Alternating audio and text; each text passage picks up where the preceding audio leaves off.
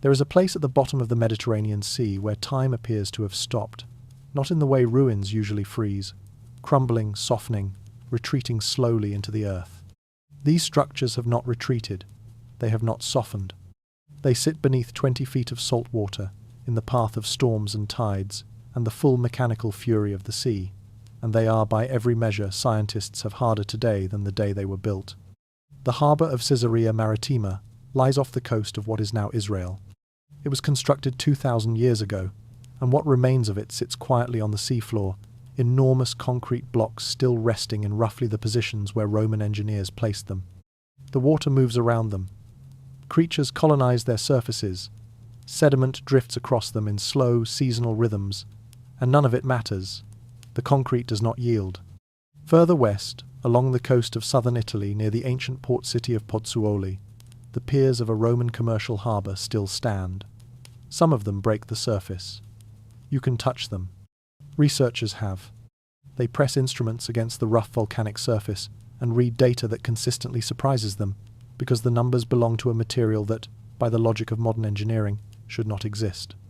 The concrete is too dense, too resistant, too chemically complex for something built before the invention of the wheelbarrow, the steam engine, or the periodic table. Now, consider what we build with today.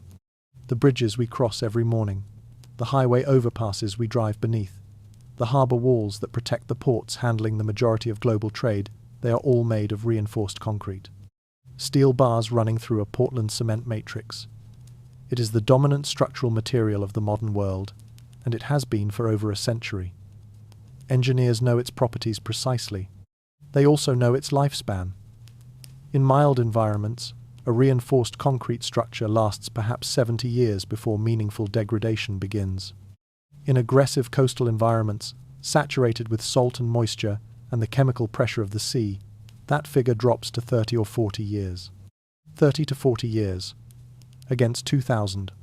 The Roman structures were not built with steel rebar.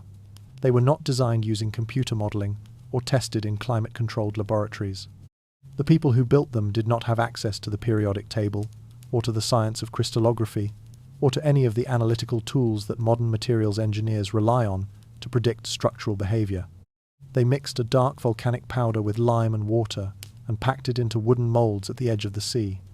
And what they produced, somehow, is still standing in the water, while the bridges and harbour walls of the 20th century are being patched, reinforced, condemned, and demolished around it. There is a word for something that gets stronger the longer it is exposed to stress. In biology, we call it resilient. In engineering, we have no word for it, because in engineering, this is not supposed to happen. Materials degrade. That is the foundational assumption of every structural design that has ever been drafted. And Roman harbour concrete does not follow that rule. It breaks it. Quietly, invisibly, at the level of individual molecules, it breaks it every single day. That single fact is the beginning of a story that reaches back 2,000 years, passes through the fall of an empire, the rise of an industrial age, a revolution in materials science, and lands, finally, in a laboratory in California, where a team of researchers looked at a thin slice of ancient concrete under a beam of X-rays and saw something that, by every principle they had been trained to trust, simply should not have been there. For most of recorded history, people have looked at Roman concrete the way you look at a painting in a gallery. They have admired it. They have photographed it. They have written about it in terms of beauty and scale and the ambition of the civilization that produced it. What they have not done, until very recently, is ask the one question that mattered most. What exactly is this thing, and why does it not fall apart? That omission is stranger than it sounds. The Roman buildings that survive are not subtle. The Pantheon in Rome has stood for nearly 2,000 years.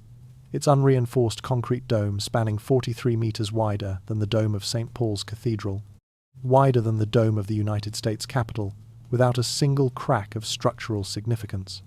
The Colosseum, half-ruined though it is, still demonstrates the load-bearing mathematics that modern engineers study.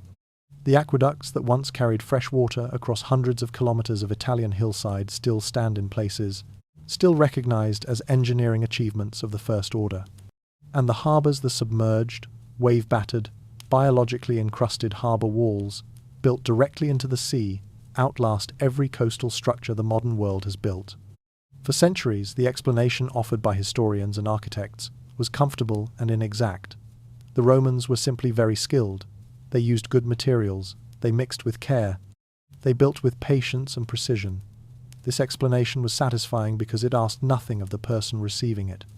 It did not suggest that something fundamental had been overlooked. It placed Roman concrete in the same category as Roman aqueducts or Roman roads. Impressive, certainly, but the product of diligence, rather than anything chemically unusual. Nothing to investigate further. This comfortable story persisted for one very specific reason. Nobody was looking for a different one. The construction industry had found its material. Portland cement, introduced in the 19th century, had built the railways and the bridges and the cities of the industrial age. It was economical, scalable, and well understood. To suggest that a 2,000-year-old formula might be superior to a material, generating hundreds of billions of dollars in annual revenue, required asking a question that the industry had no incentive to fund, and that academics in adjacent fields had no obvious reason to ask. Science is shaped by the questions it asks. And questions are shaped, more than scientists usually admit, by money and by professional culture. The geology of ancient construction sites was not a field that attracted large research grants. The chemical analysis of harbour rubble was not a career-defining project for a young materials scientist in the 1990s. Roman concrete sat at the intersection of archaeology, chemistry, geology, and marine engineering, and because it fell between disciplines, it was claimed fully by none of them. It was everyone's curiosity and nobody's priority. Until a group of researchers, approaching the material from the specific perspective of geology rather than engineering or archaeology, began to notice something in the mineral structure of the ancient harbour walls that did not match any pattern they recognized from modern construction. The minerals inside the concrete were wrong. Not wrong in the sense of a manufacturing defect, wrong in the sense of impossible. They were the minerals of a geological process, not a construction one. And that distinction, once noticed, opened a question that could not be closed without an answer. If these minerals are geological, then how did they get inside a man-made structure that has been sitting at the bottom of the sea for 2,000 years? That question is the one that changed everything. And the fact that it took 2,000 years to ask it is, in its own quiet way, as remarkable as anything the Romans built. In 2009, a team of researchers from the Lawrence Berkeley National Laboratory in California obtained samples of ancient Roman harbour concrete from sites along the Mediterranean coast. The samples were not impressive to look at. They were small, irregular, greyish-brown fragments that resembled ordinary rubble, the kind of material you might step over without noticing. But the team, led by a geologist named Marie Jackson, was not looking with their eyes. They were looking with X-rays. The facility they used was the Advanced Light Source, a synchrotron particle accelerator at Berkeley that produces beams of X-ray light millions of times more intense than the X-rays used in medical imaging. When this beam passes through a material, it interacts with the atomic structure of whatever is inside, producing a diffraction pattern that functions as a kind of fingerprint. Every mineral, every crystalline structure, every chemical compound leaves a distinctive signature. The team prepared thin slices of the Roman concrete, placed them in the beam's path, and waited to see what the diffraction patterns would reveal. What they found was not what anyone in the room had expected. Scattered throughout the microstructure of the concrete, growing outward from fragments of volcanic rock like tiny geometric flowers, were crystals of a mineral called aluminous tobermorite.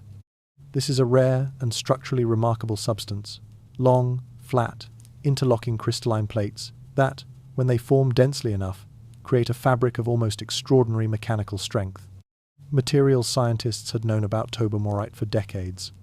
What they had assumed, based on all available evidence, was that it could only be created under specific industrial conditions, temperatures of around 150 to 180 degrees Celsius, sustained for hours, in a controlled high-pressure environment, the conditions, in other words, of a factory, not the conditions of a harbour wall sitting in the sea.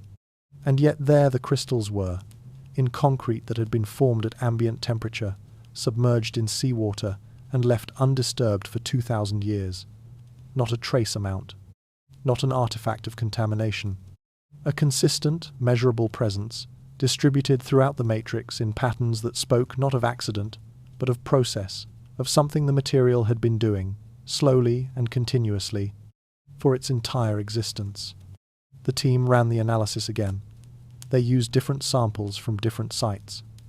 They brought in mineralogists who had never worked with Roman concrete before, and asked them to interpret the patterns without context. The answer came back the same every time. The tobermorite was real. It was growing, and it was growing not in spite of the conditions the concrete had been exposed to, but because of them. The seawater, the volcanic ash, the lime, and the slow accumulation of time had created not a decaying material but a crystallizing one. The concrete had been building itself, from the inside, for 20 centuries. The scientists who gathered around those diffraction patterns in 2009 did not rush to publish. They were careful, as careful scientists must be, when a result is as surprising as this one. They collected more samples. They cross-referenced against geological databases. They modeled the reaction chemistry. They made sure, with every additional analysis, that the extraordinary thing they were seeing was real. And it was. All of it. What the Romans had created, in the harbour walls and submerged piers of their Mediterranean empire, was not merely durable concrete. It was a material with a built-in future, a substance whose chemical story did not end when the workers walked away from the building site. It was just beginning. There is a thought experiment worth conducting before going any further. Imagine you are an architect. You have been commissioned to design a building, a public structure, a harbour wall, a bridge. Your client is the state. Your budget is substantial. And your one instruction, the single design criterion handed down from the highest level of government, is this: build it so that people who have not yet been born will use it without maintenance. Not 50 years from now, not 100. Think in terms of centuries. Build for people you will never meet, in a world you cannot imagine, according to standards of permanence that your own civilization may not survive to evaluate. This was not a hypothetical for Roman engineers. It was the operating assumption. The Romans did not build infrastructure the way a modern contractor builds a motorway to a specification, within a budget, with a projected maintenance schedule and an understood obsolescence date. They built the way a civilization builds when it believes it will last forever. And that belief, however historically misplaced it eventually proved, produced something that modern building practice has never equaled. Materials selected not for their short-term performance, but for their behavior over geological timescales. The Pantheon was completed in approximately 125 AD under the Emperor Hadrian. It has been in continuous use ever since. That is not a figure of speech. The Pantheon has functioned as a temple, a church, a tomb, and a tourist destination without a single significant structural intervention for nearly 2 millennia. Its concrete dome, unreinforced, poured in sections of graduated density to manage the load, has not cracked. It has not settled catastrophically. It has not been replaced or substantially rebuilt. It stands as it was constructed, and the mathematics of its design are still taught in architectural schools as a model of load distribution that modern engineers find instructive. This did not happen by accident. It happened because Roman engineers understood, in a deeply practical way, that the choice of material was not a secondary consideration. It was the primary one. Before the dimensions of a structure were drawn, before the labour was organised, before the first stone was quarried, the question of what the thing was going to be made of had to be answered. And for the Romans, that question had a clear hierarchy of answers. Good materials were those that improved over time. Acceptable materials were those that degraded slowly. Poor materials were those that degraded quickly. The engineering ambition was always toward the first category. The refinement of Roman concrete took place over roughly 3 centuries from the late Roman Republic through the height of the imperial period. It was not the invention of a single engineer or a single generation. It was an iterative, cumulative process of observation and adjustment, in which builders noted what worked, what didn't, and how structures behaved over the years and decades following their construction. The volcanic ash ratios changed. The aggregate types were varied. The mixing ratios were refined. Each generation of Roman builders inherited the accumulated empirical knowledge of the previous one and added to it. No computer modeling, no laboratory testing, just the slow, patient accumulation of watched outcomes over time. What emerged from those 3 centuries of refinement was a material unlike anything produced before or since, a concrete that used the forces working against it as the mechanism of its own improvement. Not a fixed, finished thing, a living one. The generational nature of Roman engineering knowledge is worth dwelling on, because it represents something genuinely alien to the modern professional world. A Roman engineer working on a harbour project in the 1st century AD was not beginning from scratch. He was inheriting a body of practical knowledge accumulated over the previous 2 or 3 centuries of construction knowledge about how different volcanic ash deposits behaved in different marine conditions, about the optimal proportions of lime to ash for different structural applications, about how to construct wooden caissons in varying depths of water, about which harbours in the empire had produced the most durable concrete over the longest observation periods. This knowledge was not written in manuals. It lived in the practices of the engineering guilds, in the apprenticeship relationships through which young builders learned by watching and doing rather than by reading, and in the accumulated record of what had lasted and what had not, maintained not in databases, but in the professional memory of people who had built things and watched them over decades. The result was a form of knowledge with a different error correction mechanism than modern scientific knowledge. Modern science corrects errors through peer review, replication, and the competitive pressure of researchers checking each other's work. Roman engineering corrected errors through time through the simple, brutal test of whether the thing you built was still standing a generation later. Materials that failed were noticed. Methods that produced failures were abandoned. Materials that performed exceptionally well were sought out, used more widely, and their properties were refined through generations of continued experimentation. The feedback loop was slower than modern peer review, but it was extraordinarily unambiguous. A harbour wall either stands for a century or it does not. The ingredient that made it possible was not rare, it was not exotic, it was not the product of a secret formula guarded by a priestly caste or an engineering guild. It was, in essence, dirt. Dark, fine-grained, volcanic dirt, the kind that had been accumulating in the hills near Naples for millions of years, deposited by the same geological forces that would one day produce Vesuvius. The Romans called it pozzolana, after the town of Pozzuoli on the Bay of Naples, a region whose volcanic geology provided the finest specimens of this material anywhere in the ancient world. In modern geological terminology, pozzolana belongs to the family of pyroclastic materials, rock fragments, and ash ejected by volcanic eruptions and deposited in layers across the surrounding landscape. It looks, to the untrained eye, like coarse, dark sand. It crumbles between the fingers with a slight mineral grit. It has a faint smell, something between stone and iron that comes from the rich mineral content locked within its structure. That mineral content is the point. Pozzolana is saturated with reactive silica and alumina compounds that, in the presence of lime and water, do not simply sit inert as ordinary sand would. They enter a chemical conversation with their surroundings. They react, they transform. And the products of that transformation are not the amorphous, relatively fragile calcium silicate hydrate gel produced by ordinary lime mortar, but something structurally superior, a dense, crystalline mineral fabric that binds the concrete together at the molecular level. The Roman engineer Marcus Vitruvius Pollio, known simply as Vitruvius, described this material in his architectural treatise written in the 1st century BC. His description is specific and practical, the kind of writing you produce when you are passing knowledge to people who need to actually use it rather than merely appreciate it.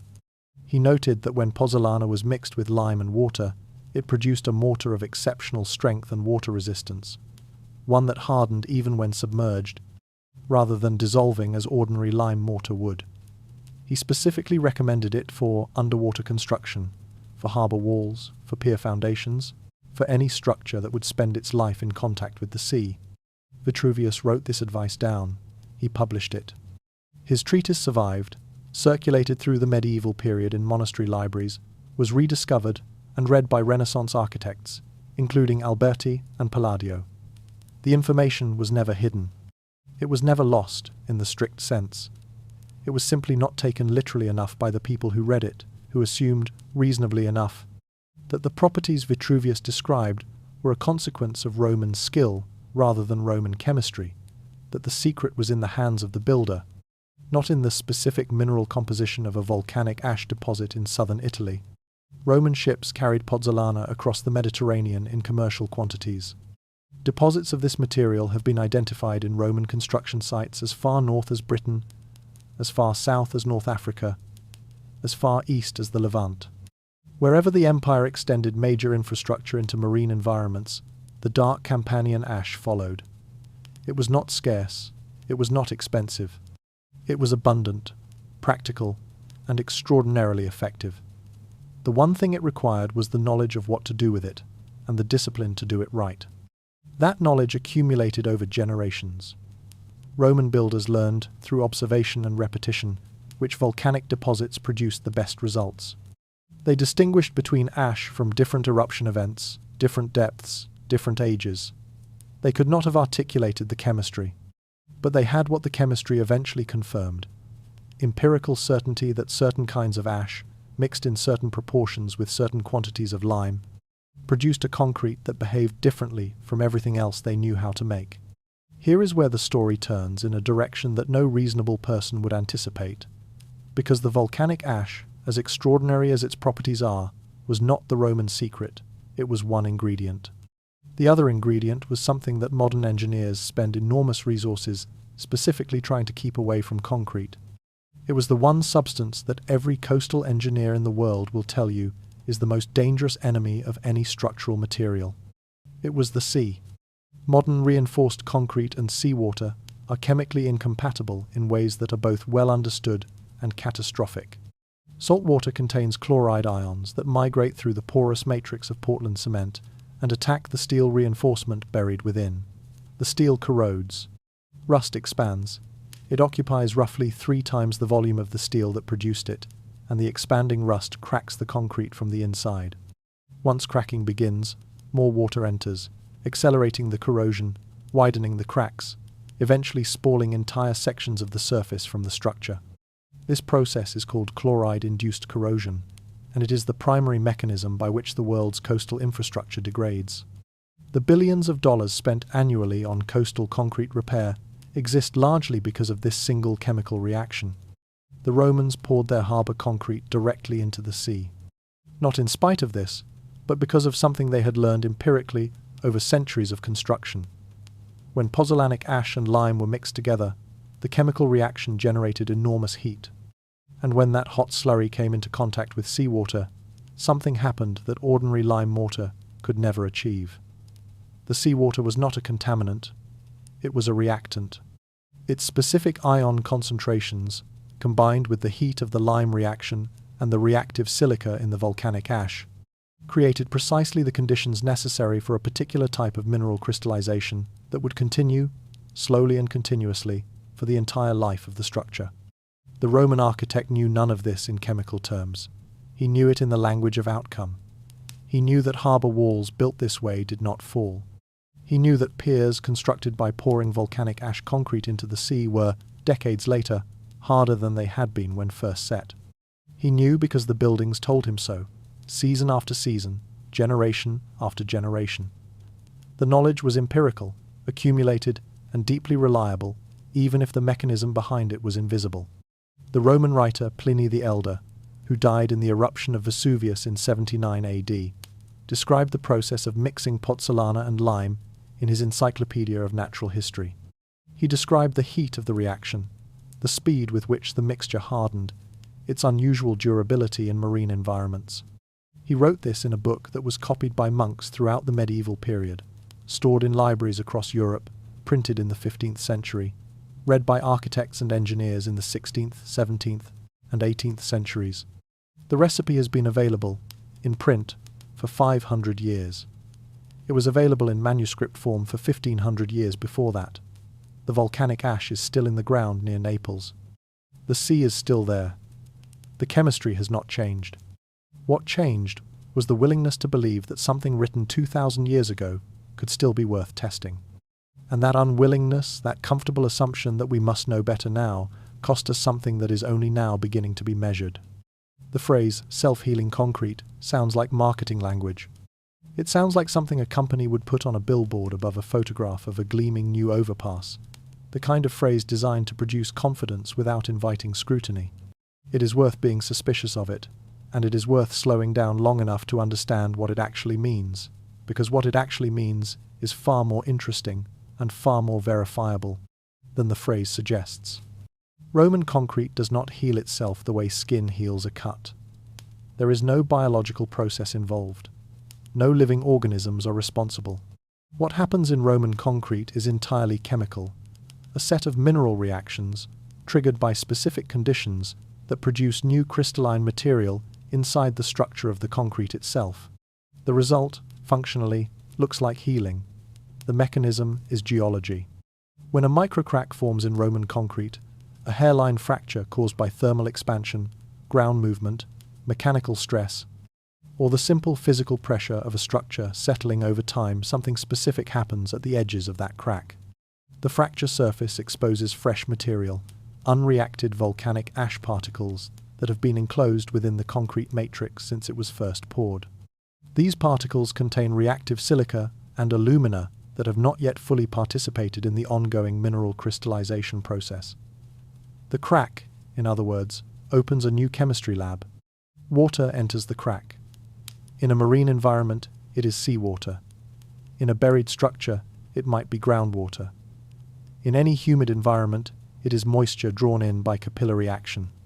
Whatever its source, the water carries dissolved minerals. It dissolves additional material from the surfaces of the crack: calcium from the lime matrix, silica and alumina from the volcanic ash. And it carries these dissolved minerals into the interior of the fracture, where, under conditions determined by the temperature, the mineral concentrations, and the specific chemical environment of the volcanic ash matrix, crystallization begins. New minerals form inside the crack, not by being deposited from outside, the way you might patch a hole with filler.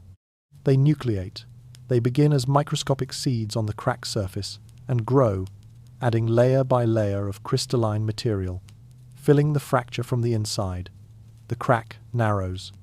The mineral growth bridges the gap. Over years, over decades, the fracture that would have propagated and widened in any ordinary material becomes a seam of denser, harder mineral material than the concrete that surrounded it. What makes this genuinely remarkable is the specific geometry of the process. In ordinary concrete, a crack is a failure, a point of weakness that grows under continued stress. In Roman concrete, a crack is an opportunity, a site where unreacted material is exposed to the chemistry that will convert it into something stronger. The damage is not merely repaired, it is, in a measurable sense, improved. The crack site, once healed, is denser than the surrounding matrix. The structure is not restored to its original strength, it exceeds it. This is not how materials are supposed to work. Every material science principle, every engineering intuition, built up over a century of working with modern concrete, says that cracks grow. That damage accumulates. That structures trend toward disorder over time. Roman concrete does not follow this trajectory. It runs in the opposite direction. And the fact that it does so, not through any human intervention, but through the autonomous action of its own chemistry, is the thing that stopped the scientists who first understood it fully and forced them to simply stare at what they were seeing. The contrast with modern concrete repair practice is worth making explicit because it illuminates how differently the two materials are oriented toward their own maintenance. When a crack appears in a Portland cement concrete structure, the standard engineering response is intervention from outside. The crack is cleaned, a sealant or epoxy is injected, the surface is patched. This is effective in the short term. It stops water from entering through that specific crack, which slows the corrosion of the steel reinforcement in the immediate vicinity. But the underlying chemistry that produced the crack, the carbonation front advancing through the concrete, the chloride ions working their way toward the steel, has not been addressed. The repair is cosmetic relative to the process producing the damage. New cracks will form nearby. The intervention cycle continues indefinitely. Roman concrete does not participate in this cycle. There is no external intervention required because the intervention is internal and autonomous. A crack that forms in Roman harbour concrete is, within the time frame of geological processes, self-eliminating. The engineers who built it were not planning for a maintenance program. They were building a material whose maintenance program was written into its chemistry. A program that required no budget, no inspection cycle, no repair contractor, and no political will to fund the next round of works. It ran on seawater and time, two things available in unlimited supply. To understand what happens inside Roman concrete at the level where the real story unfolds, you have to be willing to think small. Very small. The scale of what matters here is not the pier, not the harbour wall, not even the visible texture of the volcanic aggregate. The scale that matters is the crystal, a structure so fine that 1,000 of them could fit across the width of a human hair. The chemical story begins at the moment of mixing. Lime calcium oxide, produced by heating limestone in a kiln, is combined with volcanic ash and water. The reaction is immediate and violent. Lime and water combine to form calcium hydroxide, releasing heat that is physically dangerous to stand near. The mixture becomes a paste of remarkable chemical energy. Calcium ions and hydroxide ions in high concentration, reactive silica and alumina dissolving out of the volcanic ash, water acting as both a solvent and a transport medium. The temperature in the interior of the mixture rises significantly above ambient, a fact that turned out to be crucial, though no Roman engineer could have measured it. At these elevated temperatures, in the presence of the specific ion concentrations provided by mixing lime, volcanic ash, and seawater, the calcium and silica and alumina in the slurry begin to arrange themselves into a particular mineral structure. The initial product is calcium aluminum silicate hydrate, abbreviated as CaSH, a mineral gel that fills the spaces between volcanic aggregate particles and provides the initial mechanical strength of the concrete. This gel is not unique to Roman concrete.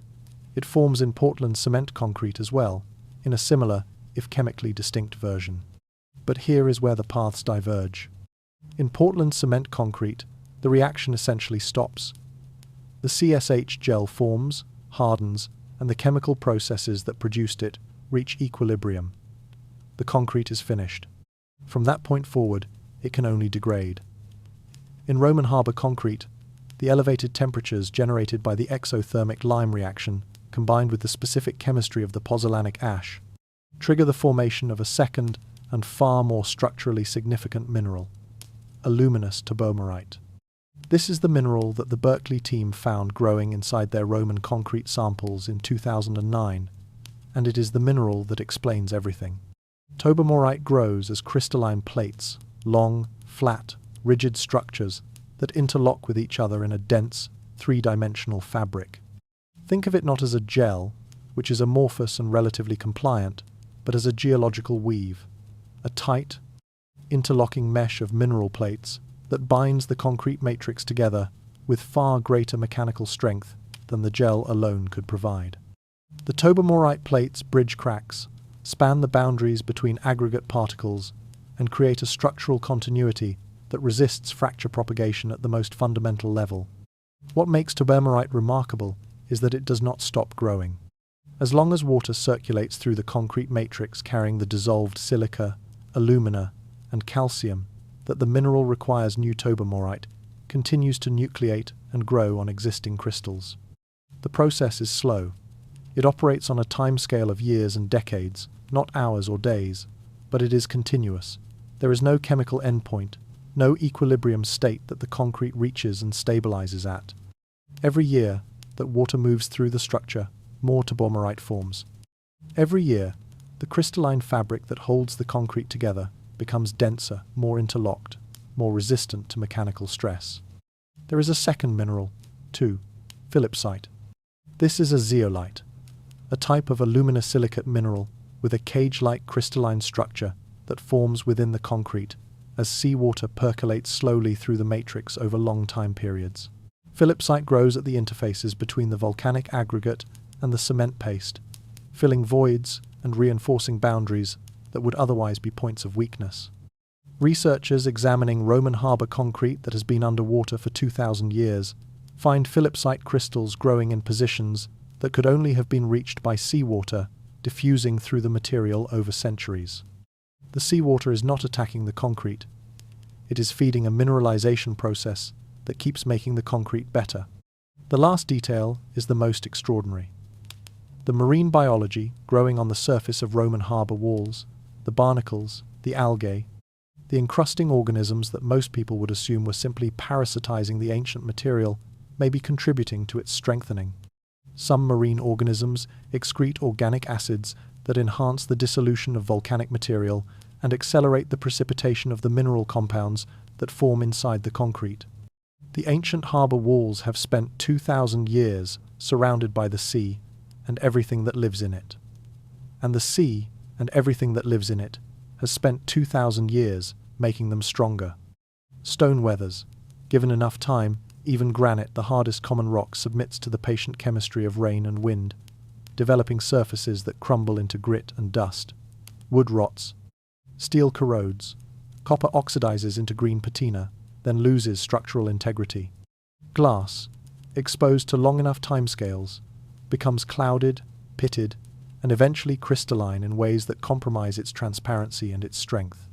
There is not a single material that human civilization has ever built, with not one, in the entire history of construction, that does not degrade as time passes. Except one.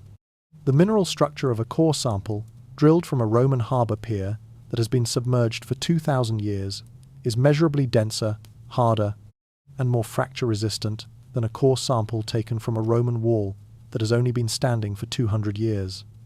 This is not a theoretical projection. It is a measurement. The material improves with age, and the improvement is not subtle. It is consistent, progressive, and as far as the chemistry can determine, without a known endpoint. Consider what this means in practical terms. Every engineering calculation performed on a modern structure assumes, as its baseline, a condition of maximum structural integrity at the moment of construction. From that moment forward, the engineer's job is to model the rate of degradation, to design maintenance schedules, to establish inspection protocols, and eventually to plan for replacement. The entire discipline of structural engineering, the entire economics of infrastructure, is organized around the assumption that time is the enemy of the built environment. Roman concrete makes that assumption wrong. There is a metaphor that comes close to capturing what is happening, though no metaphor can fully contain it. A pearl begins as an irritant, a grain of sand, a parasite, a fragment of shell that finds its way inside an oyster's soft tissue. The oyster responds by coating the irritant with layers of aragonite crystal, a process that is, from the oyster's perspective, purely defensive. But over years and decades, those layers accumulate into something of extraordinary structural perfection, a sphere of interlocking crystals that is among the hardest biological materials known, dense and smooth and precisely organized at the molecular level. What began as a problem became, through the sustained response to that problem, a treasure. Roman concrete does something analogous.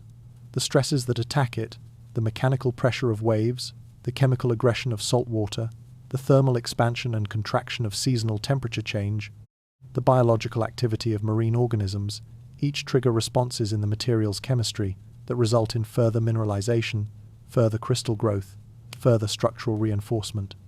The stress is the input. Structural improvement is the output. The material takes the forces working against it and incorporates them. In materials science, there is a concept sometimes described in terms of negative entropy. The tendency of certain open systems, when connected to an energy source and a supply of raw materials, to become more organized rather than less over time. Living organisms do this. They take in energy and matter from their environment and build complex, highly organized structures from it. Roman concrete does something that sits at the edge of that description, not alive in any biological sense, but connected to its environment in a way that results in progressive organizational complexity. The longer it sits in the sea, the more minerally ordered it becomes. We have spent 2 millennia building things designed to be replaced. The Romans built something designed to become irreplaceable. And somewhere in that contrast lies a question that is larger than materials science, larger than construction economics, larger than infrastructure policy. It is a question about what we believe building is for and how long we are willing to think about the answer. The landscape south of Naples, around the bay that the Romans called the crater, the bowl is not comfortable country. It is a landscape that makes its geological nature visible in ways that most of the earth keeps politely hidden. The ground vents steam in places. The water near the shore smells of sulphur. The hills are dark, and when you dig into them, what comes up is not ordinary soil, but a fine, dark, particulate material unlike anything you would find in a normal river valley or coastal plain. This is the Campi Flegrei, the burning fields, a vast caldera complex that underlies the western edge of the Bay of Naples, one of the most volcanically active zones in all of Europe. It is not a single volcano with a single cone. It is a restless, subterranean system spread across hundreds of square kilometers of land and shallow seafloor, marked on the surface by hundreds of fumaroles, hot springs, zones of ground deformation, and the accumulated deposits of dozens of eruptions spanning the last 50,000 years. The Romans who settled this landscape did not fully understand what they were living on top of. They associated the steaming vents with the underworld, the sulphurous springs with divine punishment, the strange behavior of the ground with the anger of gods. They called the nearby lake Avernus, the entrance to the realm of the dead. And then their engineers looked at the dark ash and saw a quarry. Pozzolana, the volcanic ash that defines Roman harbour concrete, occurs in its finest form in the deposits of the Campi Flegrei. The specific combination of silica-rich and alumina-rich minerals in these deposits, the product of the particular geological chemistry of this volcanic system, is what gives Campanian pozzolana its exceptional reactive properties. Not all volcanic ash is pozzolanic. Not all pozzolanic ash is equally reactive. The Campanian material from this specific volcanic field is in a different category from almost any other naturally occurring pozzolanic source on Earth. Roman builders recognized this through observation and practice. They could distinguish, through the outcomes of their construction, between ash from different deposits, different depths, different ages since eruption. They knew which material produced the hardest set, which produced the most durable underwater performance, which was best suited to specific types of construction. This knowledge had no scientific vocabulary to describe it. It lived instead in the hands and eyes of the praefectus fabrum, the master construction officer, who supervised major engineering projects, and in the accumulated experience of the guild craftsmen who worked under him. Roman ships loaded pozzolana from the docks at Pozzuoli and carried it across the Mediterranean as a standard construction commodity. Deposits of this specific Campanian ash have been identified in Roman construction sites as far away as Britain, Spain, North Africa, and the eastern Mediterranean. The logistics of this trade were considerable. Ash is heavy, and ships of the ancient world were not large. But the Romans moved it anyway, in the quantities required, because the performance advantage it provided made the cost rational. When you are building a harbour that needs to last for centuries in the hostile chemistry of the sea, the transportation cost of the right material is not an extravagance, it is an investment. The geologists who identified these ash deposits in distant Roman construction sites were looking at the material signature of an engineering decision made 2,000 years ago by someone who understood, in purely practical terms, that the right ingredient was worth going far to find. That knowledge, the knowledge that specific geological materials have specific performance properties, and that those properties are worth seeking out, is, in essence, the geological intuition of an engineer who had never heard the word geology. Picture the construction site of a Roman harbour in the 1st century before the Common Era. The bay is calm in the early morning light. Wooden barges are positioned in the shallows, their cargo sacks of dark volcanic ash and casks of freshly burned lime arranged on their decks, with the practical efficiency of people who have done this many times before. On the shore, workers are constructing large wooden caissons, box-like forms made from heavy timber, open at the bottom, designed to be positioned in the water and sunk into the sediment of the harbour floor. The caissons are floated into position, weighted, and allowed to sink until they rest on the bottom.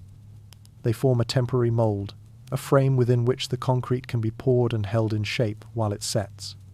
The workers begin mixing. Volcanic ash and lime are combined in measured ratios, then mixed with water, not the fresh water that careful modern engineers would insist upon, but the sea water that is immediately available, everywhere, in a harbour. The mixture generates heat as the lime reacts. The paste is thick, dark, gritty, and warm. It smells of minerals and something faintly acidic. Then they pour it directly into the sea. To anyone trained in modern structural engineering, this scene would be deeply alarming. You do not allow seawater into fresh concrete. You do not build formwork that allows the ocean to penetrate your material during the curing process. You do not expose freshly mixed calcium compounds to the chloride ion concentrations of Mediterranean seawater. These are the rules, and they exist because violating them produces, in modern Portland cement concrete, a predictable cascade of degradation that begins within years and accelerates steadily until the structure fails. The Romans violated these rules, and the structures they built, by pouring their concrete deliberately into the sea, have survived 2,000 years of continuous ocean exposure. The explanation lies in what happens when a specific set of conditions, the heat of the lime reaction, the ion concentrations of seawater, the reactive silica and alumina of Campanian volcanic ash, come together in a single mixture. The seawater in the Roman formula is not an impurity. It is not a contaminant that the material tolerates despite its presence. It is a chemical participant. The chloride ions, the magnesium ions, the sulfate ions in seawater all contribute to a reaction environment that drives the formation of the tobermorite and phillipsite crystals that give Roman harbour concrete its unique properties. The elevated temperature of the lime reaction creates conditions in which mineral crystallization can proceed much faster than it would at ambient seawater temperature. The seawater provides the ion concentrations that feed that crystallization. The reactive ash provides the silica and alumina that build the crystal structures. Each element of the mixture is essential. Remove the seawater, and the crystallization changes. Remove the volcanic ash, and the crystallization stops. Change the lime to Portland cement clinker, and the temperature dynamics change, the chemistry changes, and the crystals that define the Roman material do not form. The Romans had found, through centuries of empirical observation, a specific combination of materials that worked together in a way that none of them could do separately. They did not know why it worked. They did not need to. The harbour walls told them everything they needed to know, year after year, generation after generation, as the structures they built in the sea remained exactly where they had placed them, solid, intact, and visibly hardening. The harbour at Caesarea Maritima was built by Herod the Great, client king of Rome, in the decades between approximately 22 and 10 BC. It is worth pausing on the specific circumstances of its construction, because they make its survival even more difficult to explain away. Herod chose the location not for its geographic suitability, but for its symbolic value. He wanted a harbour grand enough to rival Alexandria and Carthage, the two greatest commercial ports of the ancient world. The site he chose had no natural bay, no protected cove, no river mouth to provide calm water. It was an open stretch of the Palestinian coastline, exposed to the prevailing winds and the full sweep of the Mediterranean. Building a functional harbour there, in any era, was an act of engineering ambition that would give any modern port authority pause. Doing it in the 1st century BC, with Roman concrete as the primary structural material, was either extraordinarily confident or extraordinarily well informed. It was both. Herod had access to Roman engineers, who brought with them the accumulated knowledge of 3 centuries of harbour construction in volcanic ash concrete. They designed the breakwaters, the pier foundations, and the harbour walls according to established Roman practice. Wooden caissons positioned in the water, filled with a slurry of Campanian pozzolana, lime, and seawater, left to cure and harden in the sea that would spend the next 2,000 years trying to destroy them. Underwater archaeological surveys of the Caesarea Maritima harbour, conducted in recent decades, have revealed the remnants of these structures in positions close to their original placement. Some of the concrete blocks are enormous masses of material, weighing hundreds of tons, their surfaces encrusted with marine growth, their interiors dense and intact. Core samples drilled from these blocks show the crystallographic signature that has become the diagnostic marker of Roman harbour concrete. The aluminous tobermorite, growing outward from volcanic aggregate fragments, The phillipsite forming at the boundaries between ash and lime matrix, the CaSH gel filling the remaining voids. The concrete is exactly what it should be, and it is harder than it was when it was poured.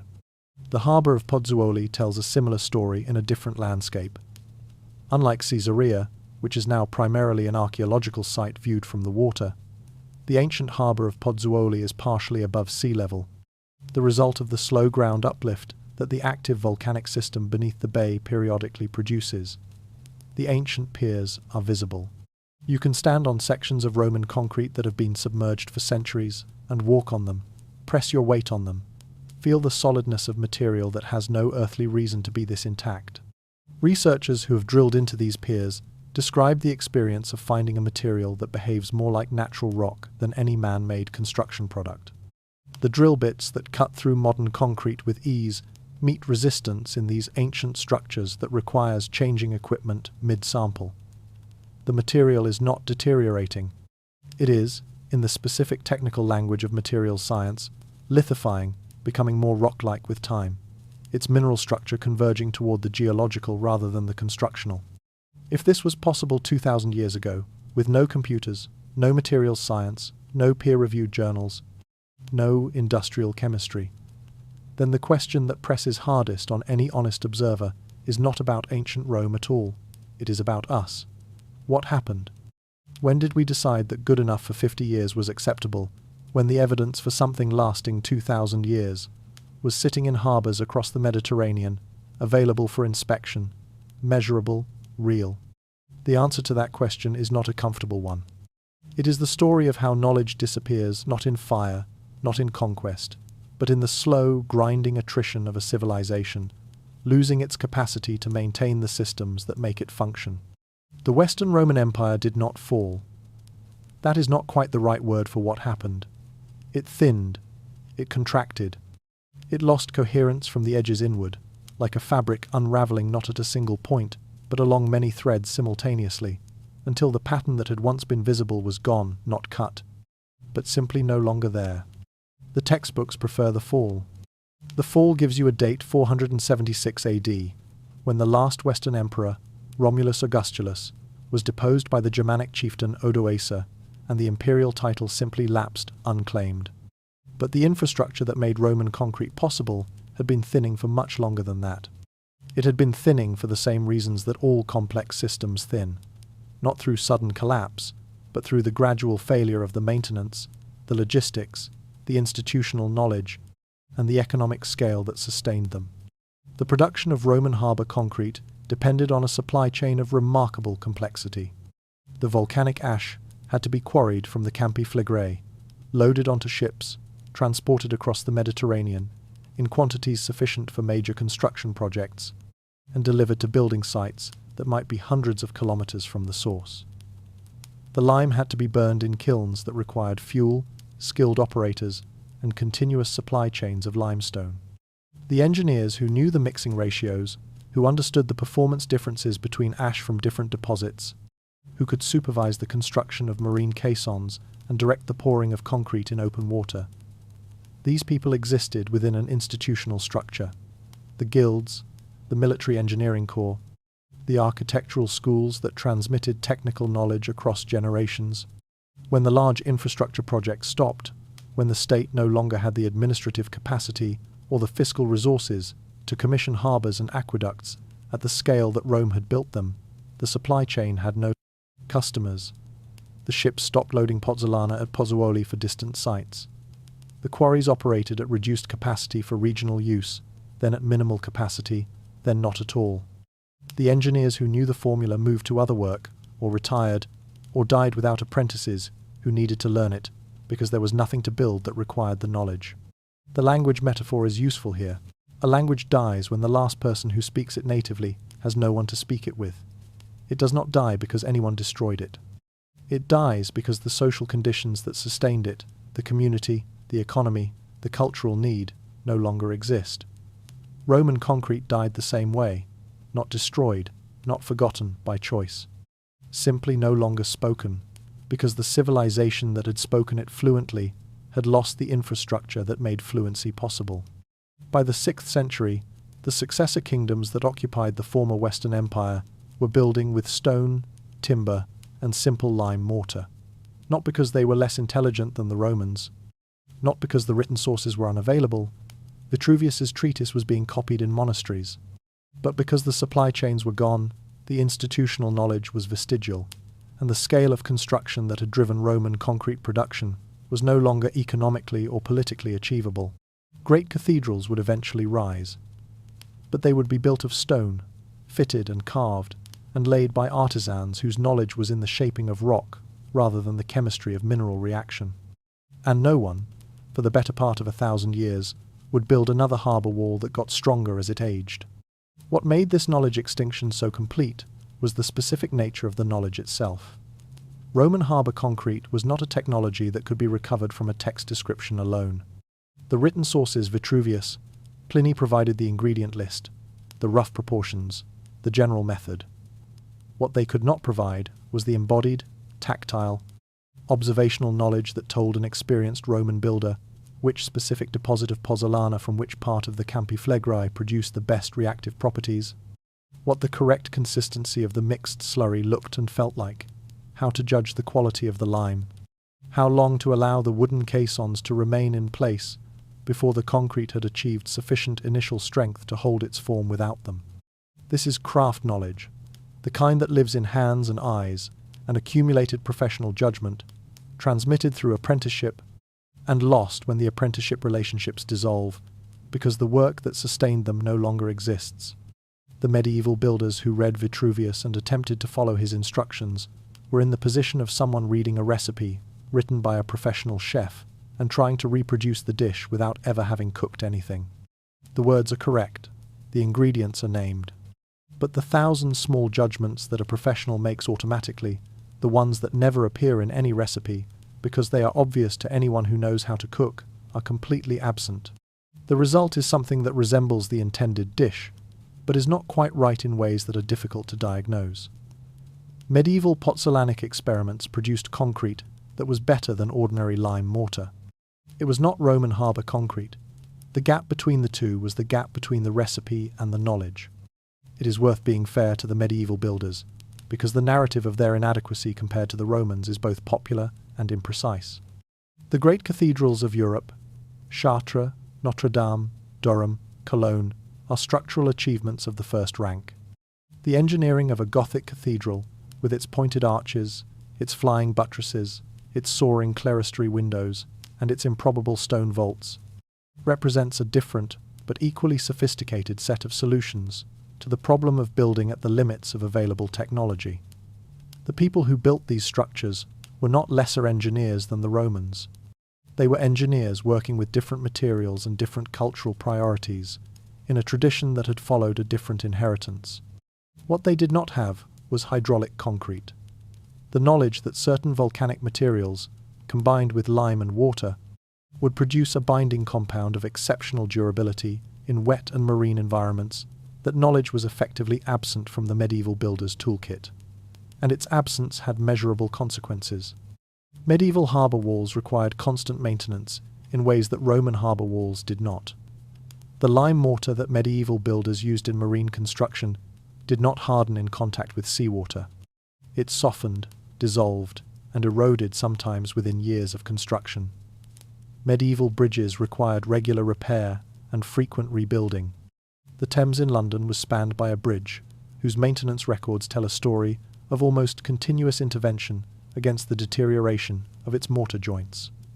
Roman bridges, still standing in France, Spain, and Portugal, built with pozzolanic concrete and standing without maintenance for 2,000 years, are the unanswerable comparison. The Renaissance brought classical texts back into wide circulation, and with them the writings of Vitruvius on pozzolanic materials. Architects including Leon Battista Alberti and Andrea Palladio read these descriptions and attempted to apply them. Some experiments were conducted with locally available volcanic materials, not the Campanian pozzolana that Vitruvius had specifically described, but similar deposits found in other volcanic regions of Italy. The results were partially encouraging. Some improvement over ordinary lime mortar was observed, but without the specific reactive chemistry of Campanian ash, without the aluminum-rich pozzolana that drove the tobermorite crystallization. The experiments produced materials that were interesting but not exceptional, certainly not the 2,000-year proof construction that Roman harbour walls demonstrated. By the 18th century, the search for a durable hydraulic mortar, a material that would set and harden underwater, had become a significant engineering priority. The construction of canals, the expansion of port facilities, the building of bridges across the rivers of industrializing Europe, all demanded a mortar that could function in wet conditions. Engineers experimented with blue liar's lime, with natural cement from hydraulically active limestone deposits, with combinations of burned clay and lime that approximated, without understanding, the pozzolanic reaction. They were searching, with industrial-age tools and priorities, for the answer to a question that the Romans had already solved 2,000 years earlier. What they found, eventually, was Portland cement. It was a genuine achievement, a material that could be manufactured consistently anywhere in the world, that produced predictable strength in predictable timescales, that required no proximity to volcanic ash deposits, no specialized knowledge of mineral reactivity. It was scalable, economical, and good. It was not Roman concrete, and what it would eventually do to the world's infrastructure is only now becoming fully visible. Joseph Abstin was a bricklayer from Leeds. He was not a chemist, not an academic, not a wealthy patron of scientific investigation. He was a practical man in a practical trade who noticed, through experiment and observation, that heating a specific mixture of limestone and clay to high temperatures produced a powder that, when mixed with water, hardened into a material of exceptional strength. He patented this powder in 1824 and named it after the Portland stone quarried on the Dorset coast, which the hardened product reportedly resembled. He did not know exactly why it worked. He knew that it did. Within decades, Portland cement had transformed the construction industry of the industrializing world. Brunel used it in the Thames Tunnel. The railways used it for bridges and viaducts. The canal builders used it for locks and aqueducts. The cities of the Victorian age, London, Paris, Chicago, New York, grew on a foundation of Portland cement concrete in ways that would have been physically impossible with any predecessor material. It was, by any objective measure, one of the most consequential industrial inventions of the 19th century. Its advantages were real and significant. Portland cement could be manufactured anywhere, from limestone and clay, that are among the most abundant geological materials on Earth. It did not depend on proximity to specific volcanic deposits. It did not require the specialized craft knowledge of pozzolanic chemistry. It produced consistent, measurable results that could be specified in engineering contracts, verified by standardized testing, and guaranteed by manufacturers. For an age of railways and industrial expansion, of infrastructure built at speed and at scale across continents, these properties were not merely convenient, they were essential. The material built the modern world. Every highway you have ever driven on, every bridge you have crossed, every building taller than 10 stories, every dam, every tunnel, every airport runway, built with Portland cement concrete. The scale of this achievement is genuinely staggering. Humanity pours more concrete every year than any other manufactured material by volume, and has done so for over a century. The modern built environment is essentially synonymous with Portland cement concrete. To criticize it is to criticize the physical substrate of almost everything the modern world has built. But Portland cement concrete came with something its inventor did not know about, could not have known about, and would not have recognized as a problem until the structures he had imagined were already being built. It came with an expiry date. Not a vague, someday in the distant future expiry date. A specific, measurable, predictable one. In marine and de-iced environments, the steel reinforcement within Portland cement concrete begins to show meaningful corrosion within 30 to 50 years of construction. In less aggressive inland environments, the timescale extends to perhaps 70 or 100 years. But the deterioration is not a malfunction. It is the normal, chemically inevitable behavior of the material. Every reinforced concrete structure built in the 20th century has been counting down since the day it was poured. We are living in the era when those countdowns are expiring. The infrastructure built during the great post-war construction boom of the 1950s and 1960s is now 60 to 80 years old. It is past, or approaching, its design lifespan, and the bill for a century of building on something that was always going to need replacing is only now beginning to arrive. Think about the last time you drove across a bridge. Not the kind of bridge you notice the elegant suspension cables, the dramatic arch, the skyline silhouette. Think about the ordinary kind. The concrete overpass on a suburban highway, the railway viaduct at the edge of a post-industrial city, the harbour crossing that connects one part of a coastal town to another. Think about the concrete you were moving through, the grey and mottled surface, the joints sealed and resealed, the stains of rust bleeding through from somewhere inside the wall. Those stains are not cosmetic, they are messages from the interior. They are telling you, in the language of chemistry, that the steel buried inside the concrete is corroding, that the iron is dissolving into iron oxide, expanding as it does so, pressing outward against the concrete matrix that surrounds it, that the cracks you see on the surface are not the beginning of a problem, but the symptom of one that has been developing, invisible and unstoppable, for years or decades. And that the engineering timeline for this structure, the calculation made when it was designed, the number that determined how long it was built to last, is either approaching its end or has already passed it. Reinforced concrete works through a specific and somewhat precarious chemical arrangement. The concrete itself, the Portland cement matrix, is highly alkaline when freshly mixed, with a pH in the range of 12 to 13. Steel, when embedded in this alkaline environment, develops a thin passive oxide layer on its surface, a chemical shield that prevents corrosion. The steel and the concrete are, for a time, chemically compatible. The arrangement is stable and effective. The structure performs. But two processes work continuously against this stability. The first is carbonation. Carbon dioxide from the atmosphere diffuses slowly into the concrete, reacting with the calcium hydroxide in the cement paste. This reaction produces calcium carbonate, which is harmless in itself, but which progressively lowers the pH of the concrete. As the pH falls below a threshold of around 9, the passive oxide film on the steel surface breaks down. The steel is no longer protected. Corrosion begins. The second process is chloride penetration. In coastal environments, seawater carries chloride ions that diffuse through the concrete over time. In cold climates, road de-icing salts introduce chloride from above.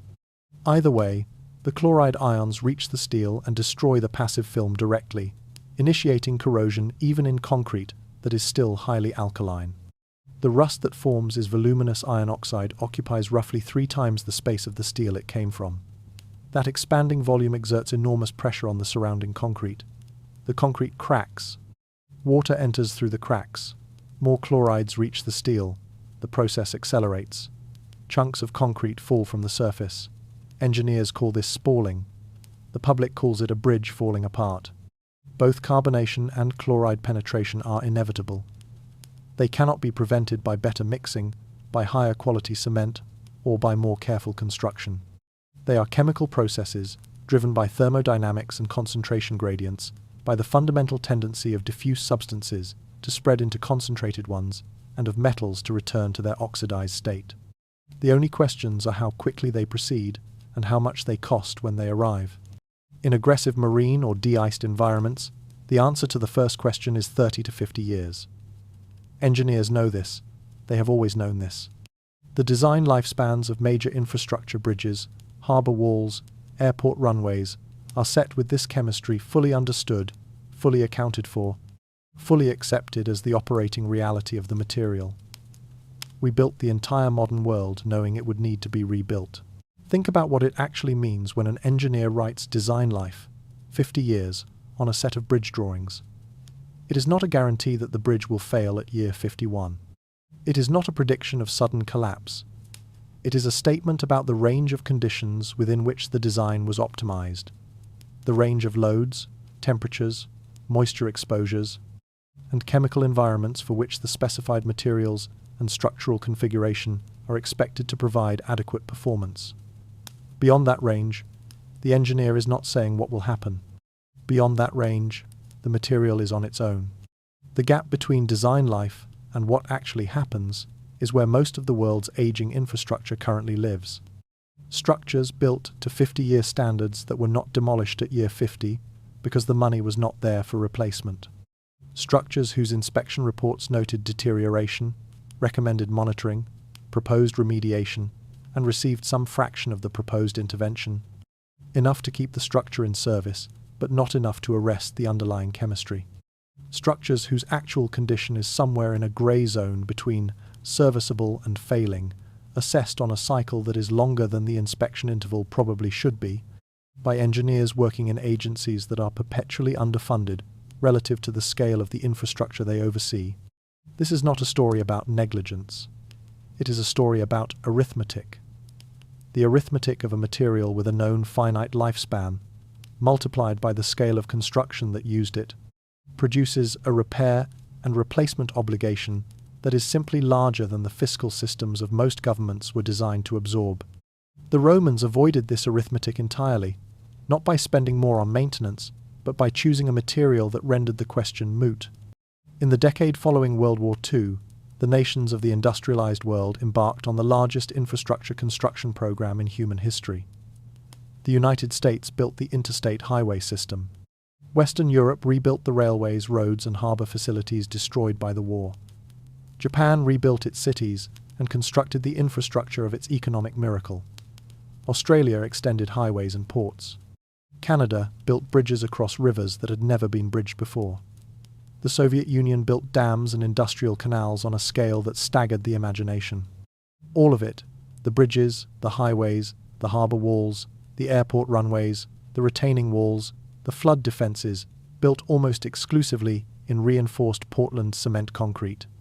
That boom peaked between roughly 1,950 and 1,975, which means that the dominant wave of post-war infrastructure is now between 50 and 75 years old. It is at or beyond its engineering design lifespan in many cases.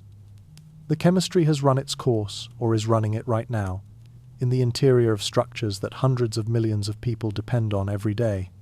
The American Society of Civil Engineers, which evaluates the condition of United States infrastructure on a regular reporting cycle, has estimated that the country faces a repair and replacement bill of over $2.5 trillion over the next 10 years. This figure is not the product of neglect or mismanagement. It is the product of chemistry of Portland cement concrete doing exactly what Portland cement concrete does after half a century, in a country with long winters, heavy salt use on roads, and thousands of miles of exposed coastal and riverside infrastructure.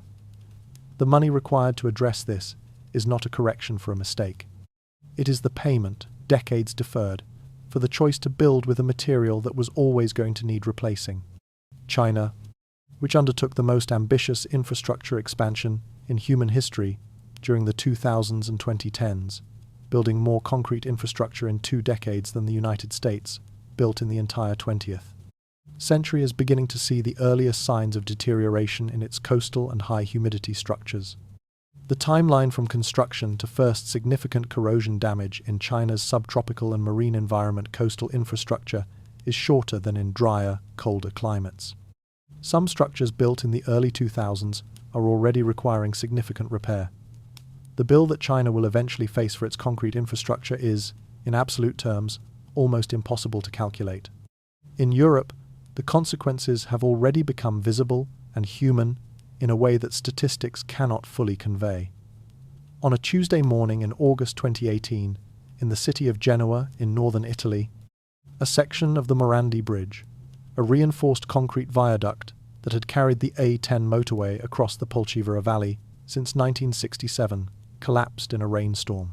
200 meters of bridge, carrying cars and trucks, fell 45 meters to the ground below. 43 people died. The Morandi Bridge had been inspected. It had been studied. Reports had flagged its structural condition as a matter of concern, specifically citing the corrosion of its steel tendons, the high-strength steel cables that carried the load of the roadway. Maintenance had been delayed, budget had been a constraint, the complexity of the specific design had made comprehensive assessment difficult.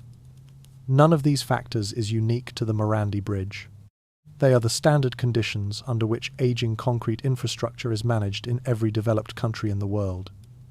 The bridge did what Portland cement concrete does when the steel inside it corrodes far enough.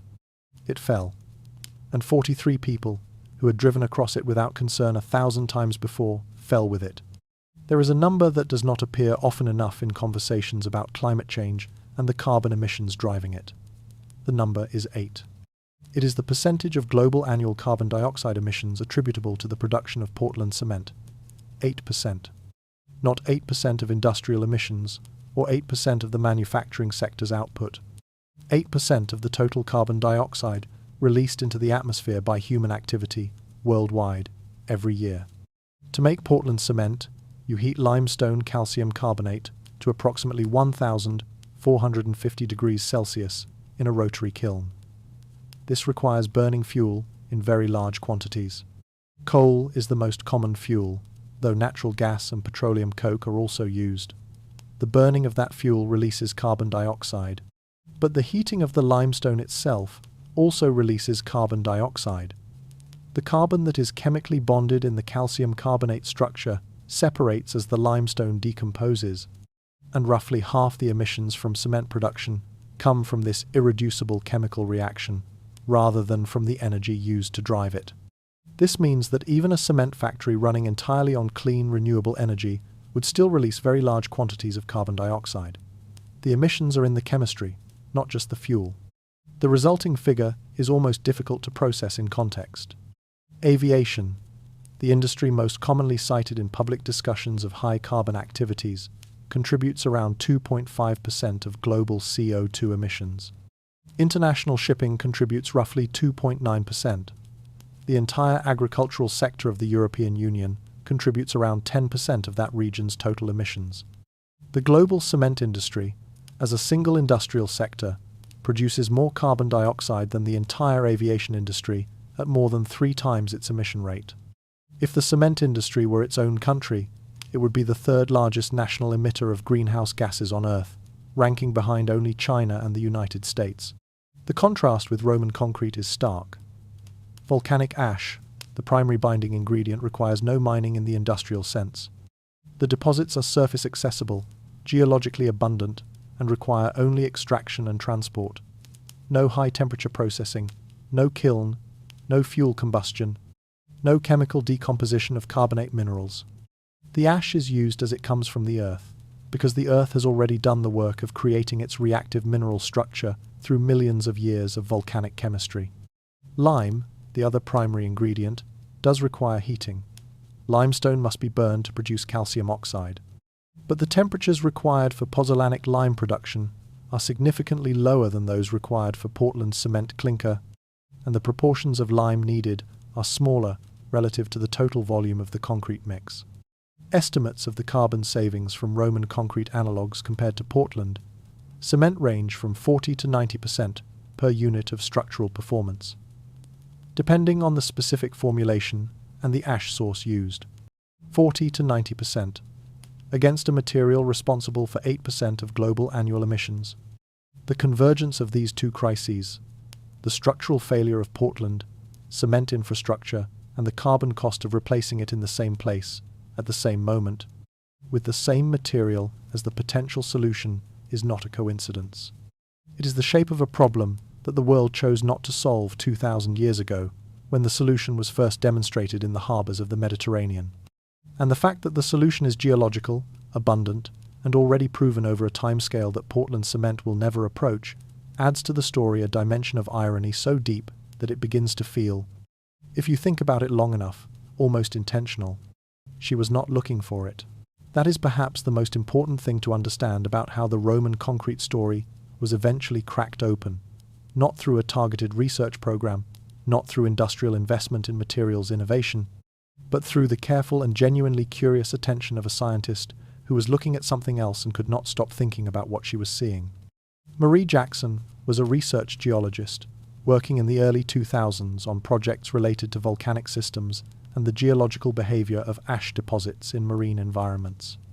Her background was in natural geological processes, in how the earth forms and deforms materials over geological timescales, in how water and heat and pressure transform one mineral assemblage into another. She was not, at the outset of her engagement with Roman concrete, a concrete researcher.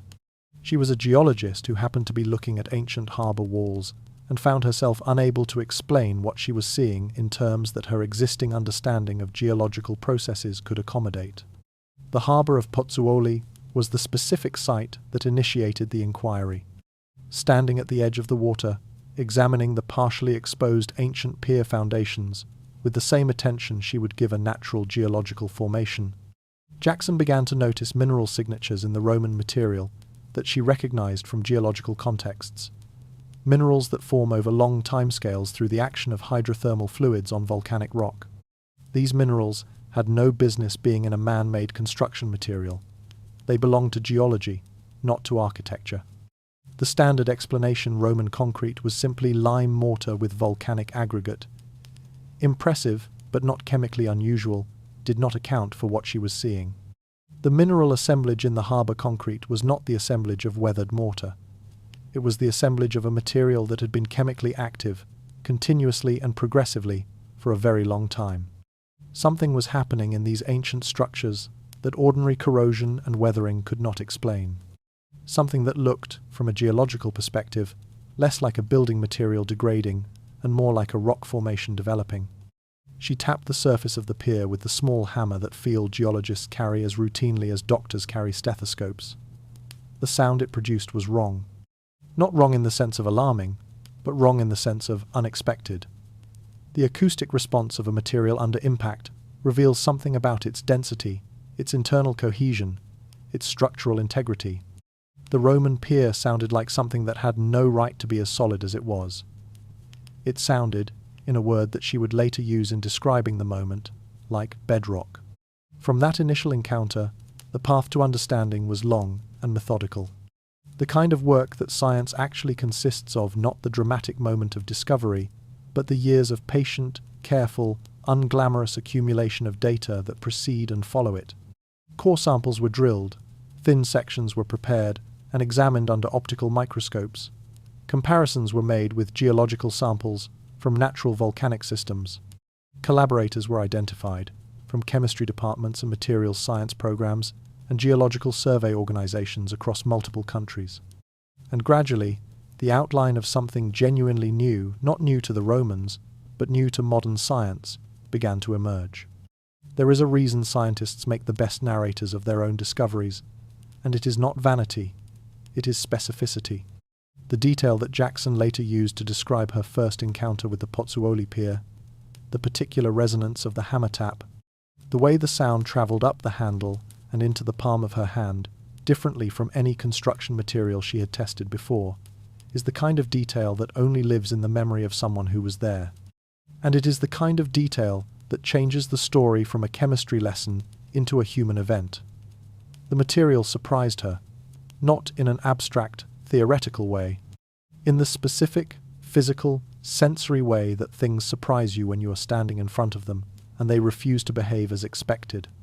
That surprise is the beginning of every genuine scientific inquiry. Not the question you set out to answer, but the question that the world insists on asking you before you can proceed. The Roman pier at Pozzuoli was asking, in the language of anomalous acoustic response and impossible mineral assemblage, a question that structural engineers had not thought to ask, and that materials scientists had not had reason to investigate. It took a geologist, someone trained to listen to what rocks have to say about the forces that shape them, to hear the question clearly enough to begin looking for the answer. The Advanced Light Source at Lawrence Berkeley National Laboratory is not a tool designed for archaeologists. It is a particle accelerator, a circular track, roughly 200 meters in circumference, in which electrons are accelerated to nearly the speed of light. As these electrons travel around the track, they produce intense beams of X-ray radiation, as a byproduct beams so much more powerful than conventional X-ray sources that they can illuminate the atomic architecture of a material in ways that ordinary laboratory equipment simply cannot. When Jackson's team obtained access to this instrument and placed their samples of Roman harbour concrete in its beam, they were looking for a level of structural detail that no previous analysis of Roman concrete had attempted. They were not trying to identify the bulk composition that was already roughly known. They were trying to understand the specific mineral phases present at the microstructural level the crystal sizes and orientations, the spatial relationships between different mineral components. They were trying to read the concrete's internal record of the chemical processes it had undergone over 2,000 years. The initial results from the synchrotron diffraction analysis were not just surprising, they were, in the strict technical sense, anomalous. Anomalous in materials science means that the observation does not match the prediction generated by current theoretical understanding. It means the instrument is telling you something that, according to everything you know, should not be true. Every competent scientist's first response to an anomalous result is to question the result, not the theory. So the team questioned the result. They re-prepared the samples. They reran the analysis with different beam parameters. They compared against reference spectra from other analytical databases. They sent their data to mineralogists who had no context for what they were looking at and asked for blind interpretations. The anomalous result stood. The diffraction patterns consistently showed the presence of a luminous tobermorite, a mineral that, in industrial applications, requires temperatures of 150 to 180 degrees Celsius to form. The Roman concrete had never been heated to those temperatures during its construction. Yet there the tobermorite was, not as a trace impurity, but as a consistent and significant component of the concrete's microstructure, distributed in patterns that indicated it had formed in situ inside the material during and after its service life, rather than being introduced during mixing. The team also identified philipsite, a zeolite mineral that forms through long-duration hydrothermal alteration of volcanic glass in the presence of seawater.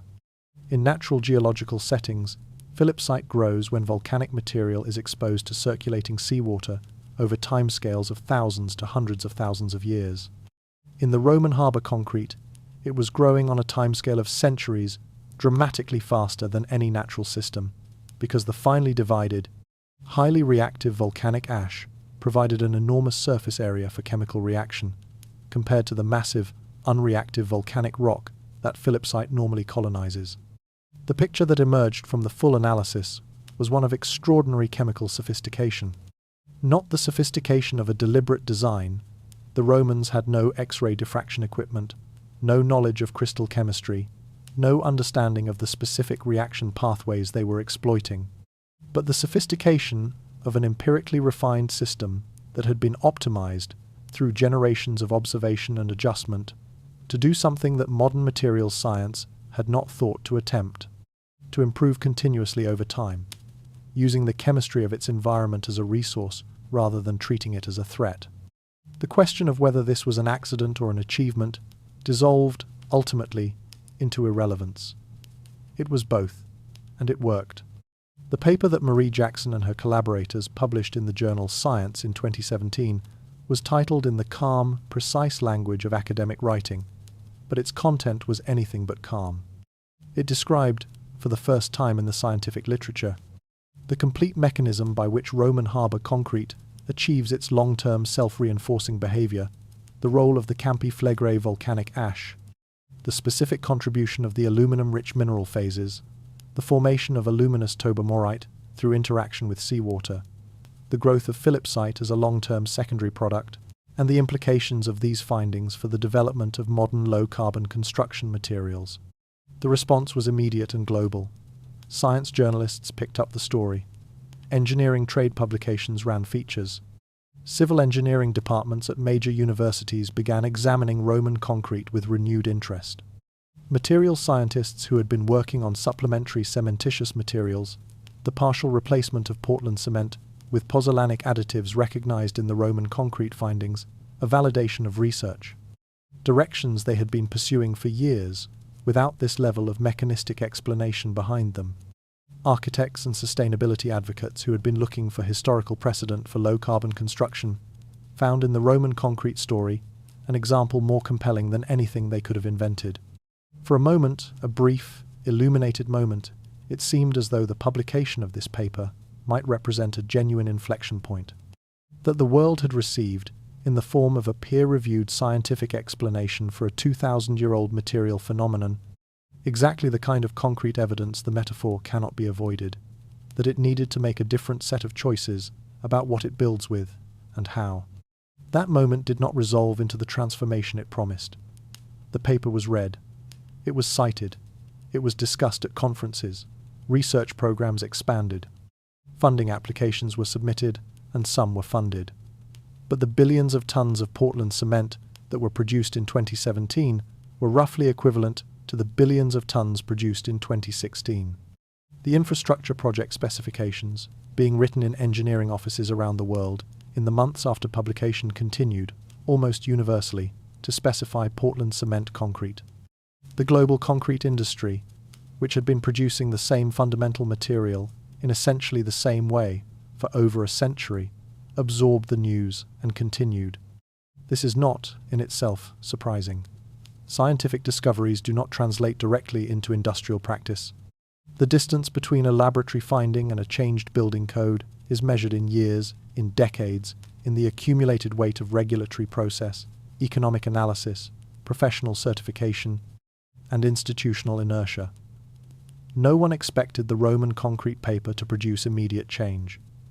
What it was reasonable to hope was that it would produce urgency, that it would accelerate the conversation, energize the advocates, sharpen the political will.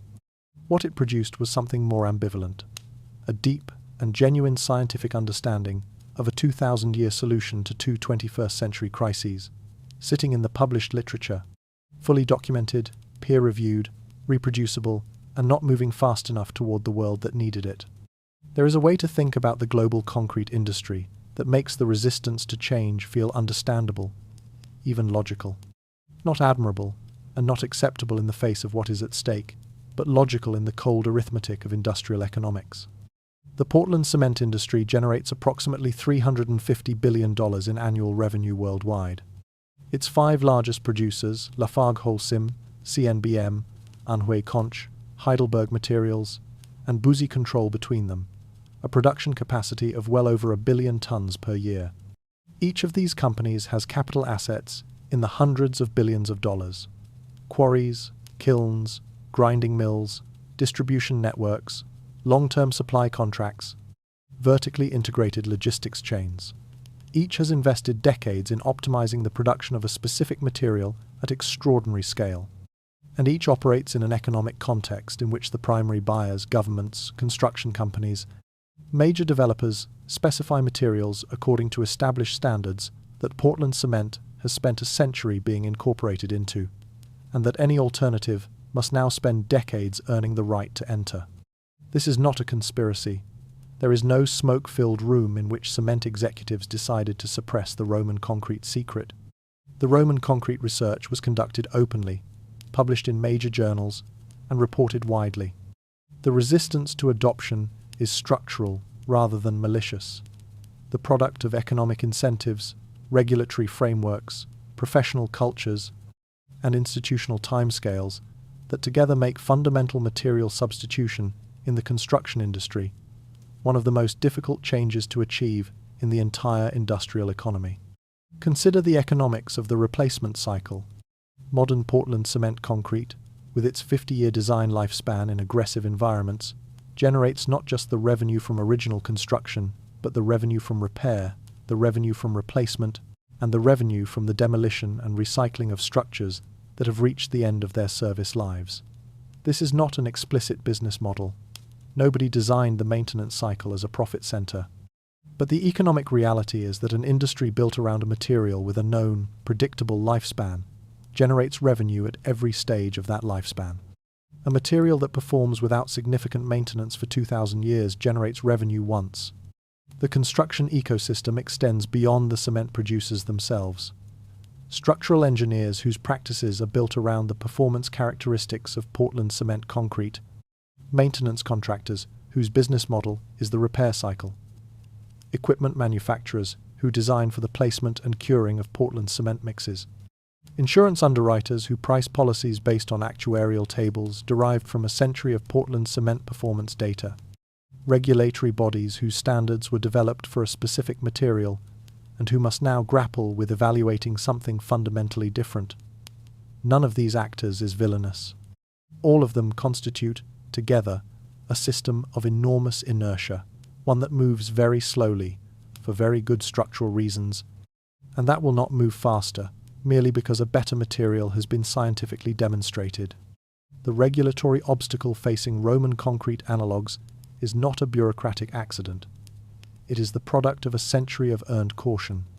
Building codes and construction material standards exist because buildings fall on people, and because the history of construction is the history of learning, expensively and sometimes lethally, which materials and methods can be trusted and which cannot.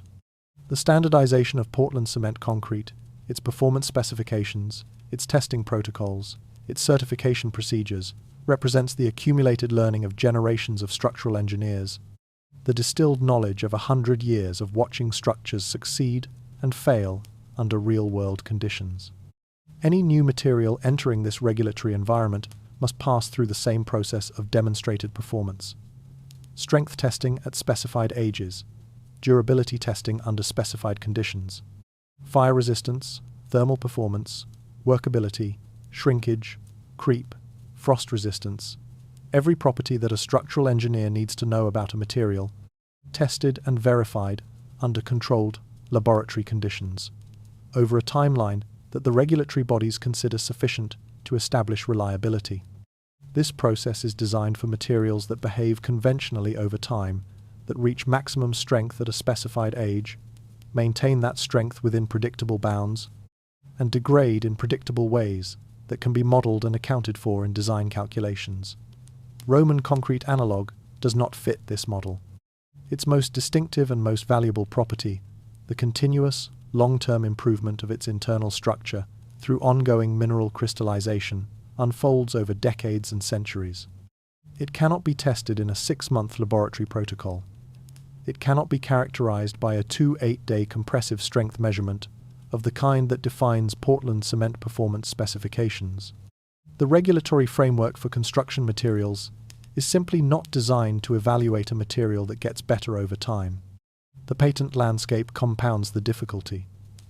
Several research groups working on Roman concrete formulations have filed patents on specific compositions and processing methods, creating a fragmented intellectual property environment in which no single formulation can be freely adopted by the industry as a whole. This is the standard pattern of industrial innovation. Patents protect the incentive to invest in development, but in the specific context of a material whose fundamental chemistry is 2,000 years old, and in the public domain. The patent landscape creates the impression of proprietary restriction on something that is, in a deep sense, humanity's common inheritance. The political silence around the issue is perhaps the most revealing indicator of where Roman concrete sits in the hierarchy of priorities. Major climate policy frameworks, the nationally determined contributions under the Paris Agreement, the Green New Deal proposals in the United States.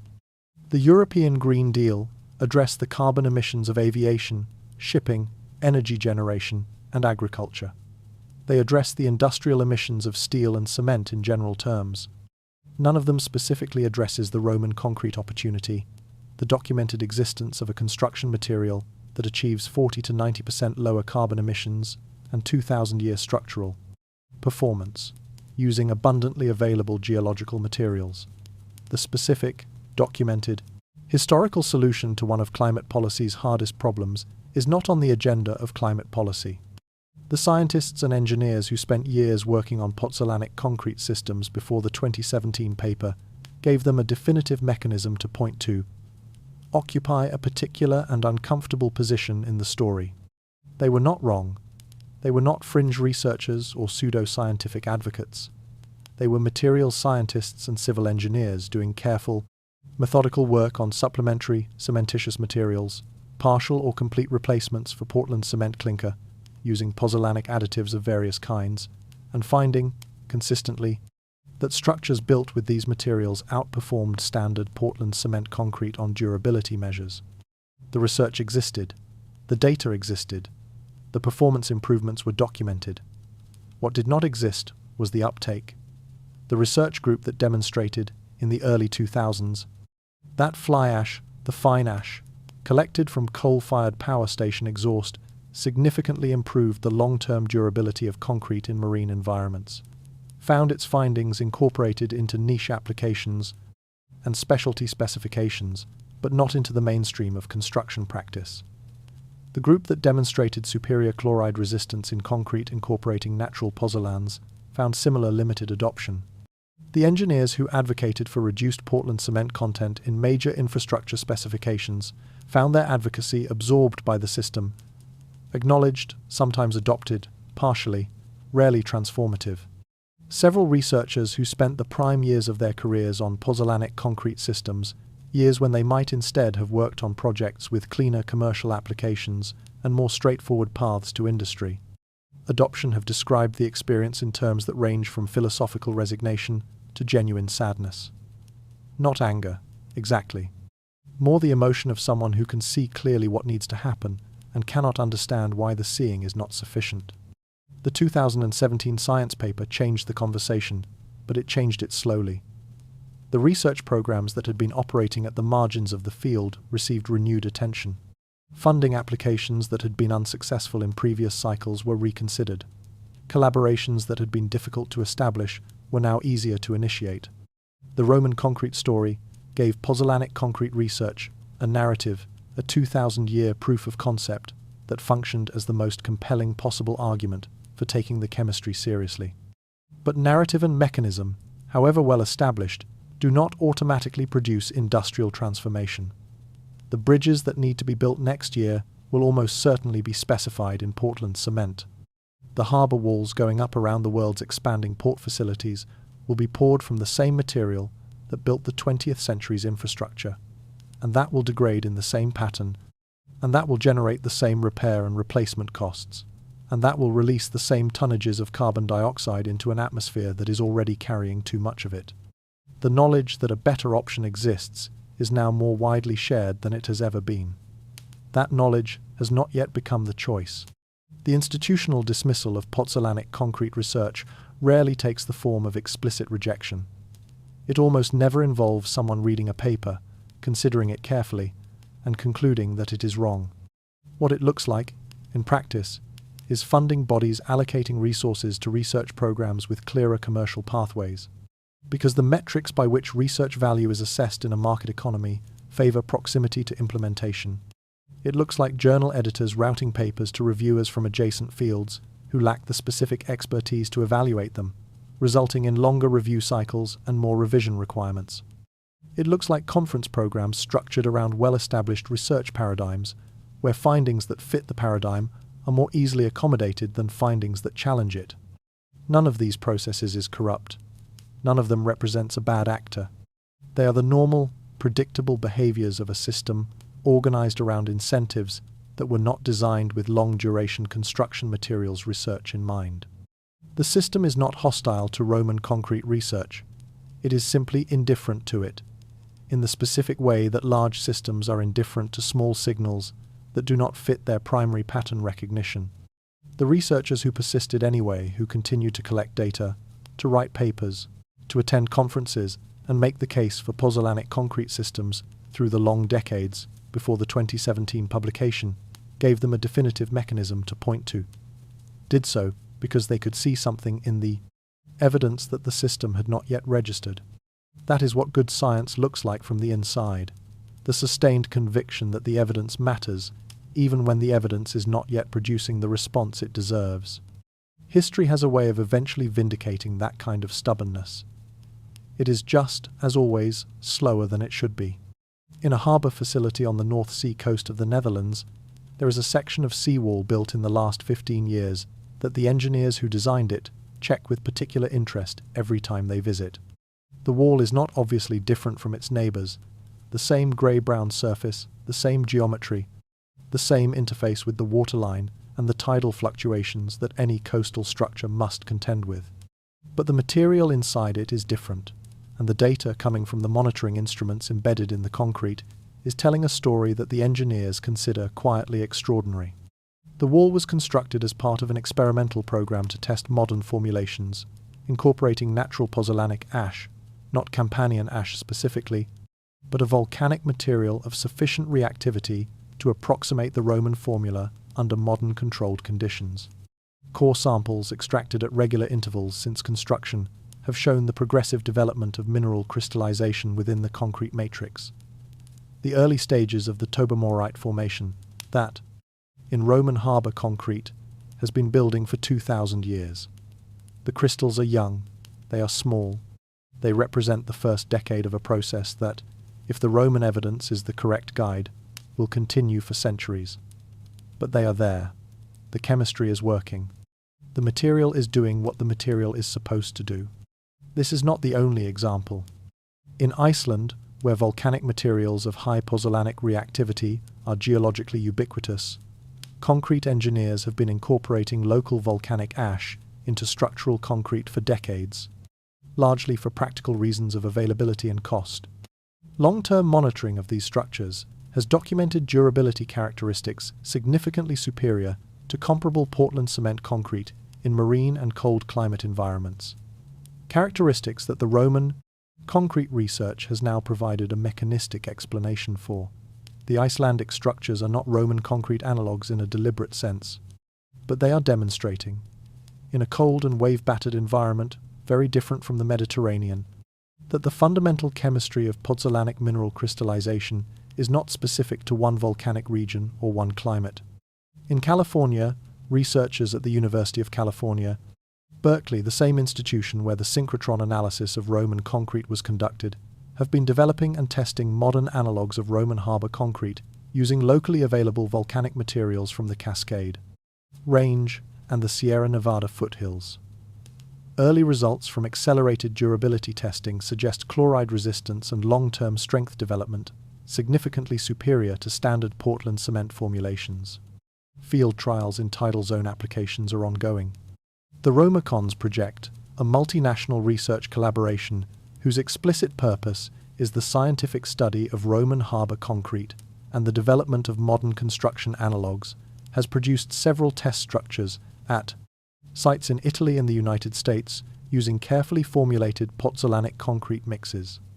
These structures are monitored continuously for the mineral development that should, if the Roman mechanism is operating correctly, begin to be detectable within their first decade. Early results are encouraging.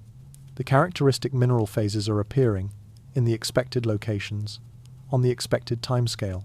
The Roman formula is reproducible, not yet at the scale of modern infrastructure, not yet with the supply chains, regulatory approvals, and professional acceptance that mainstream adoption requires, but reproducible, verifiably, in real structures, in real environments. The Roman concrete story did not arrive into an empty field. It arrived into the middle of a revolution in materials science that had been building quietly for 2 decades. A convergent movement toward construction materials that are more sustainable, more durable, and more intelligently designed to interact with their environments than Portland cement concrete has ever been. The scope of this revolution is broader than most people realize. Supplementary, cementitious materials, industrial byproducts, and natural minerals that can replace portions of the Portland cement clinker in a concrete mix without sacrificing structural performance are now incorporated into the majority of concrete produced in developed world construction. Fly ash from coal combustion, slag from steel production, silica fume from silicon manufacturing. Each of these materials brings pozzolanic reactivity to the concrete mix, reducing the Portland cement content, and with it, the carbon emissions per unit of structural strength. These are not experimental materials. They are commercially established, widely specified, and responsible for a meaningful but not transformative reduction in the concrete industry's carbon footprint. More radical alternatives are advancing at the research and early commercial stage. Geopolymer concrete replaces Portland cement clinker entirely, using industrial waste materials activated by alkaline solutions to produce a binding matrix of exceptional durability. Geopolymers can achieve compressive strengths competitive with ordinary concrete while producing dramatically lower carbon emissions. Some formulations achieve 80% or greater emissions reductions compared to Portland cement. They are beginning to find application in niche construction markets, particularly in Australia, where fly ash geopolymer concrete has been used in pavement and non-structural applications for over a decade. Bioconcrete concrete incorporating bacteria that precipitate calcium carbonate minerals in response to crack formation is perhaps the most dramatic example of a modern material attempting to replicate the self-healing behavior that Roman concrete achieves through purely chemical means. Specific strains of bacteria, encapsulated in protective carriers within the concrete mix, survive in a dormant state within the alkaline concrete environment until a crack opens and admits water.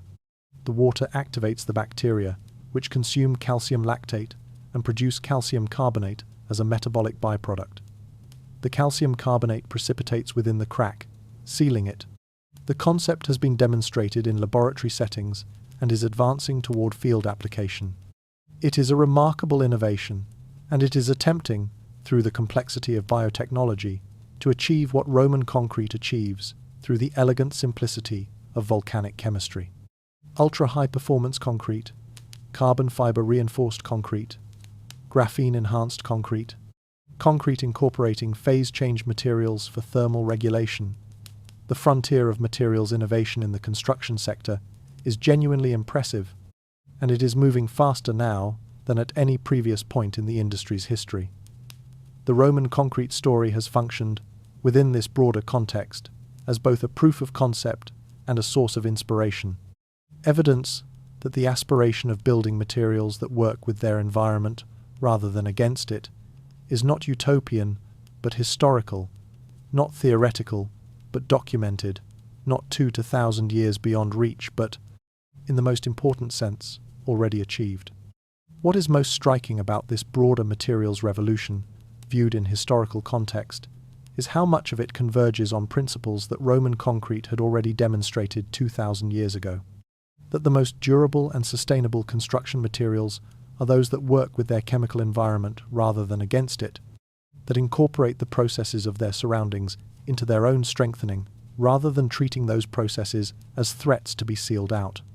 The bioconcrete bacteria precipitate minerals from the water that enters through cracks, exactly as the Roman concrete matrix precipitates minerals from the seawater that permeates it.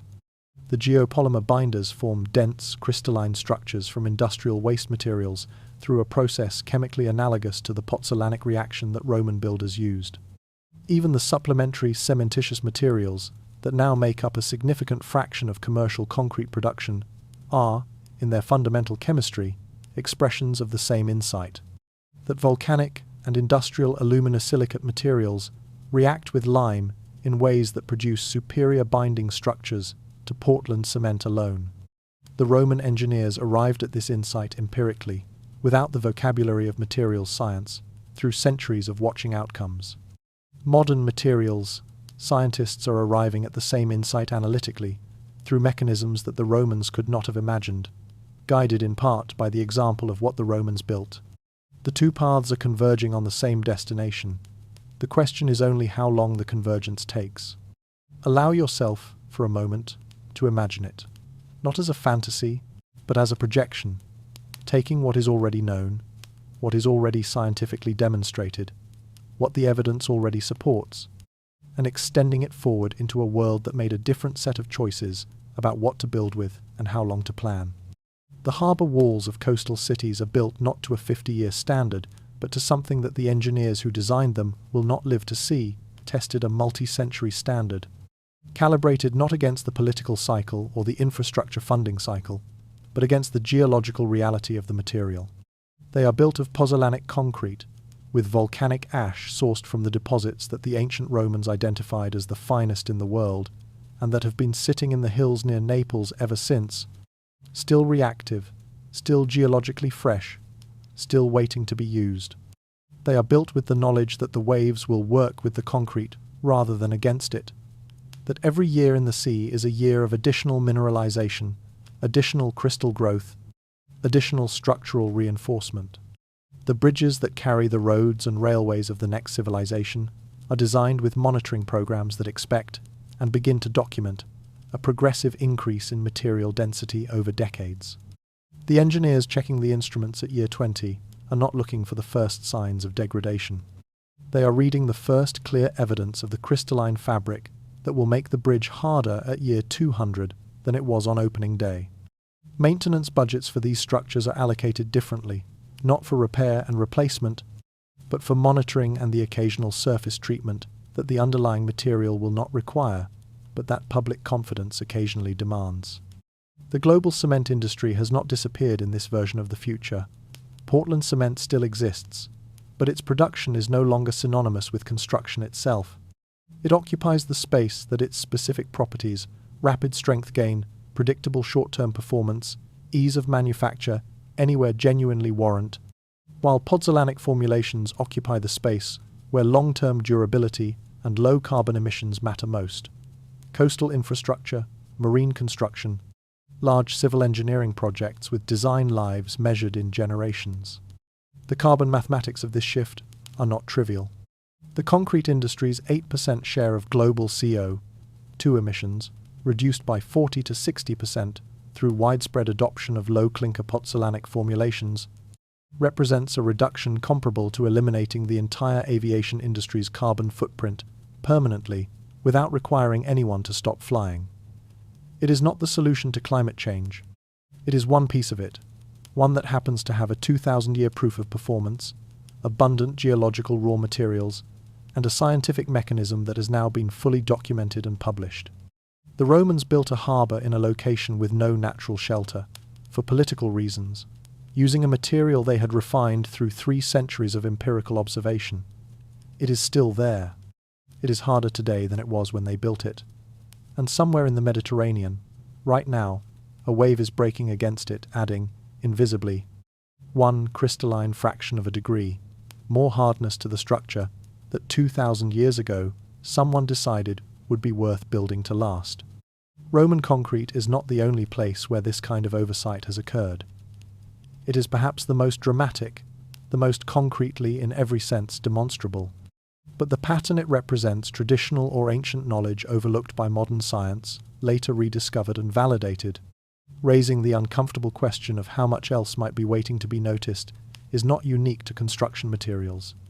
Artemisinin is a compound derived from the sweet wormwood plant that has been used in traditional Chinese medicine to treat fevers for at least 2,000 years. In 1972, a Chinese pharmacologist named Tu Yu, working in a research program investigating traditional botanical treatments for malaria, identified artemisinin as the active compound and demonstrated its anti-malarial efficacy. In 2015, Tu received the Nobel Prize in Physiology or Medicine. The compound she identified is now the foundation of the most effective anti-malarial treatments available anywhere in the world. It was sitting in the traditional botanical literature for 2 millennia. It required a specific kind of attention. Attention that was willing to take traditional knowledge seriously as a source of testable hypotheses to find it. The termite mound is another example. The enormous mound structures built by certain African termite species maintain a constant internal temperature with extraordinary precision within a degree or 2 of optimal, regardless of ambient conditions that can range from cold nights to scorching days. They do this through a complex system of passive airflow, shafts and channels that circulate air through a pattern that transfers heat from warm interior zones to cooler external surfaces without any mechanical energy input. Architects and engineers who studied this system in the 1990s applied its principles to the design of the Eastgate Center in Harare, Zimbabwe, a large commercial building that uses passive ventilation modeled on termite mound airflow to maintain comfortable interior conditions without conventional air conditioning. The termites had solved this engineering problem millions of years before the building was designed. Terra preta, the dark, extraordinarily fertile soil created by pre-Columbian peoples in the Amazon basin, has been studied since the 1960s, and the more it is studied, the more remarkable its properties appear. This is not ordinary fertile soil. It is a manufactured material, created through the incorporation of charred organic matter, ceramic fragments, and biological waste into otherwise nutrient-poor Amazonian soil. Terra preta maintains its fertility indefinitely. Some deposits are thousands of years old and still dramatically more productive than surrounding soils. Modern agriculture, with all its chemical fertilizers and soil amendment technologies, has not yet created anything that performs comparably over comparable timescales. The pattern is consistent across these examples and many others. A knowledge system, empirical, practical, refined through long observation, produces a solution that works over long timescales and in ways that modern understanding initially underestimates. Modern science, when it eventually examines the solution with appropriate rigor, finds not superstition but chemistry, not tradition but technology. And the examination produces, in addition to the scientific insight itself, the uncomfortable subsidiary question: what else is there? What other solutions to pressing modern problems have we been walking past, embedded in the practices and materials of civilizations we assumed had nothing to teach us about the challenges we now face? There is a philosophical position that is so deeply embedded in modern thinking that it rarely needs to be stated explicitly. Newer is better. Progress is forward. The arrow of knowledge points from past ignorance toward present understanding, and the task of each generation is to improve upon what came before, discarding the outmoded and advancing towards something more capable. This is, in most domains, a reasonable description of how human understanding actually develops. Modern medicine is better than medieval medicine in almost every dimension. Modern mathematics can describe phenomena that ancient mathematics had no language for. The technology of modern communication has no ancient equivalent. Progress is real, cumulative, and directional. But there is a specific failure mode to which this framework is vulnerable, one that the Roman concrete story illustrates with particular clarity.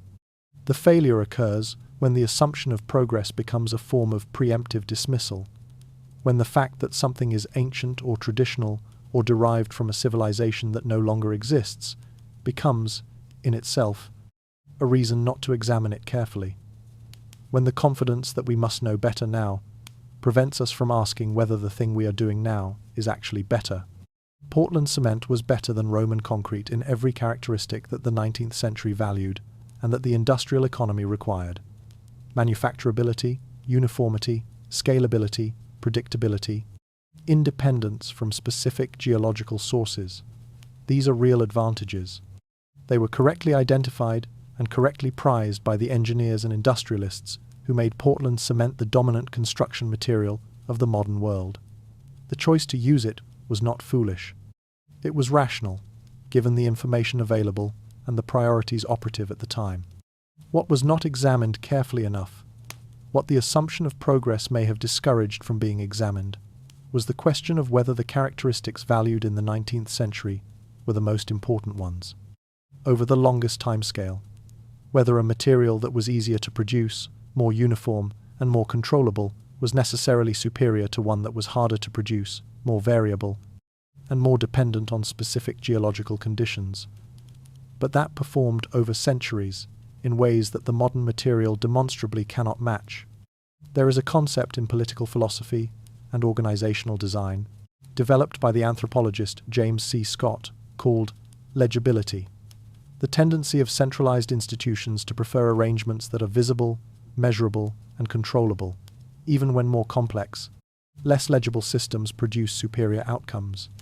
Scott uses it to describe agricultural policy, urban planning, and state administration. But the concept applies with striking precision to the choice between Roman concrete and Portland cement.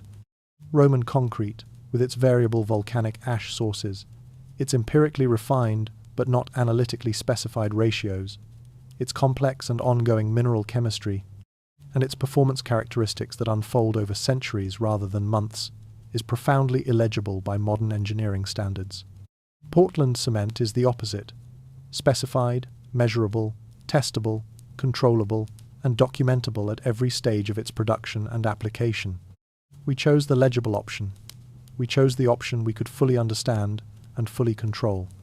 And the option we chose is cracking, rusting, spalling, and generating 8% of global annual carbon emissions while it does so.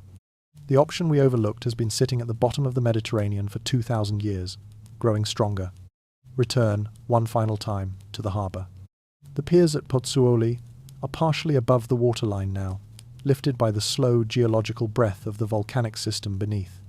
They have been above the water and below it multiple times.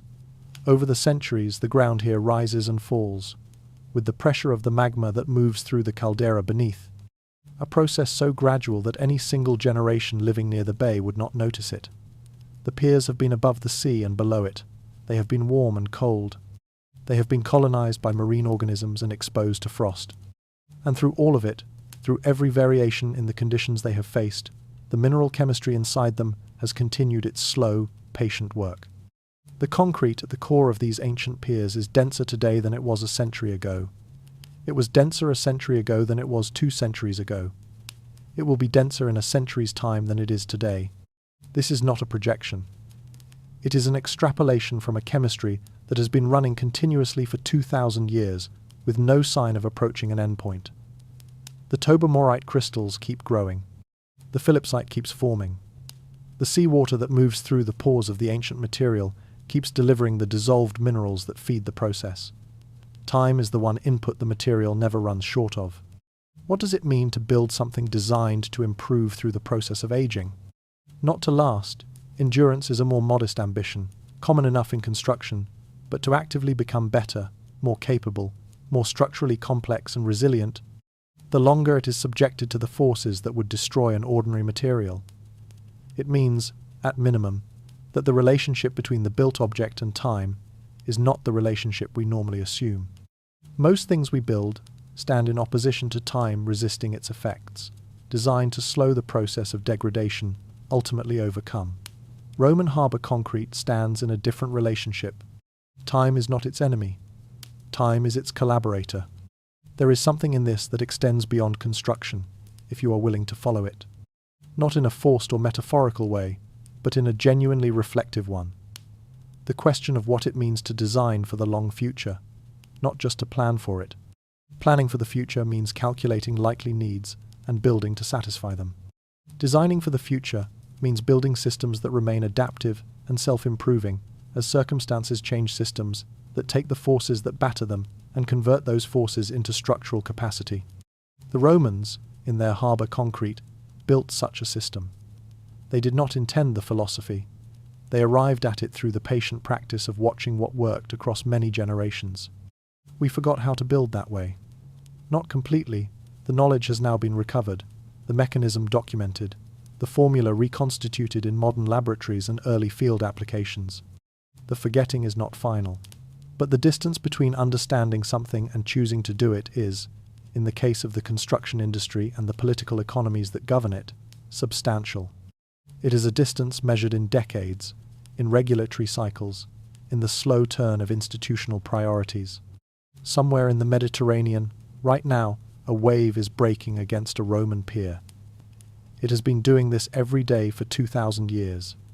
The pier is not being eroded, it is being fed. Each molecule of dissolved mineral that the seawater carries into the concrete's interior is another contribution to the crystalline fabric that has been weaving itself, slowly and without interruption, since the day Roman engineers walked away from the harbour site and left their work to the sea. The sea has been working on it ever since. The question that remains, the question that this entire story has been building toward, through the chemistry and the history and the science and the economics and the philosophy, is a simple one.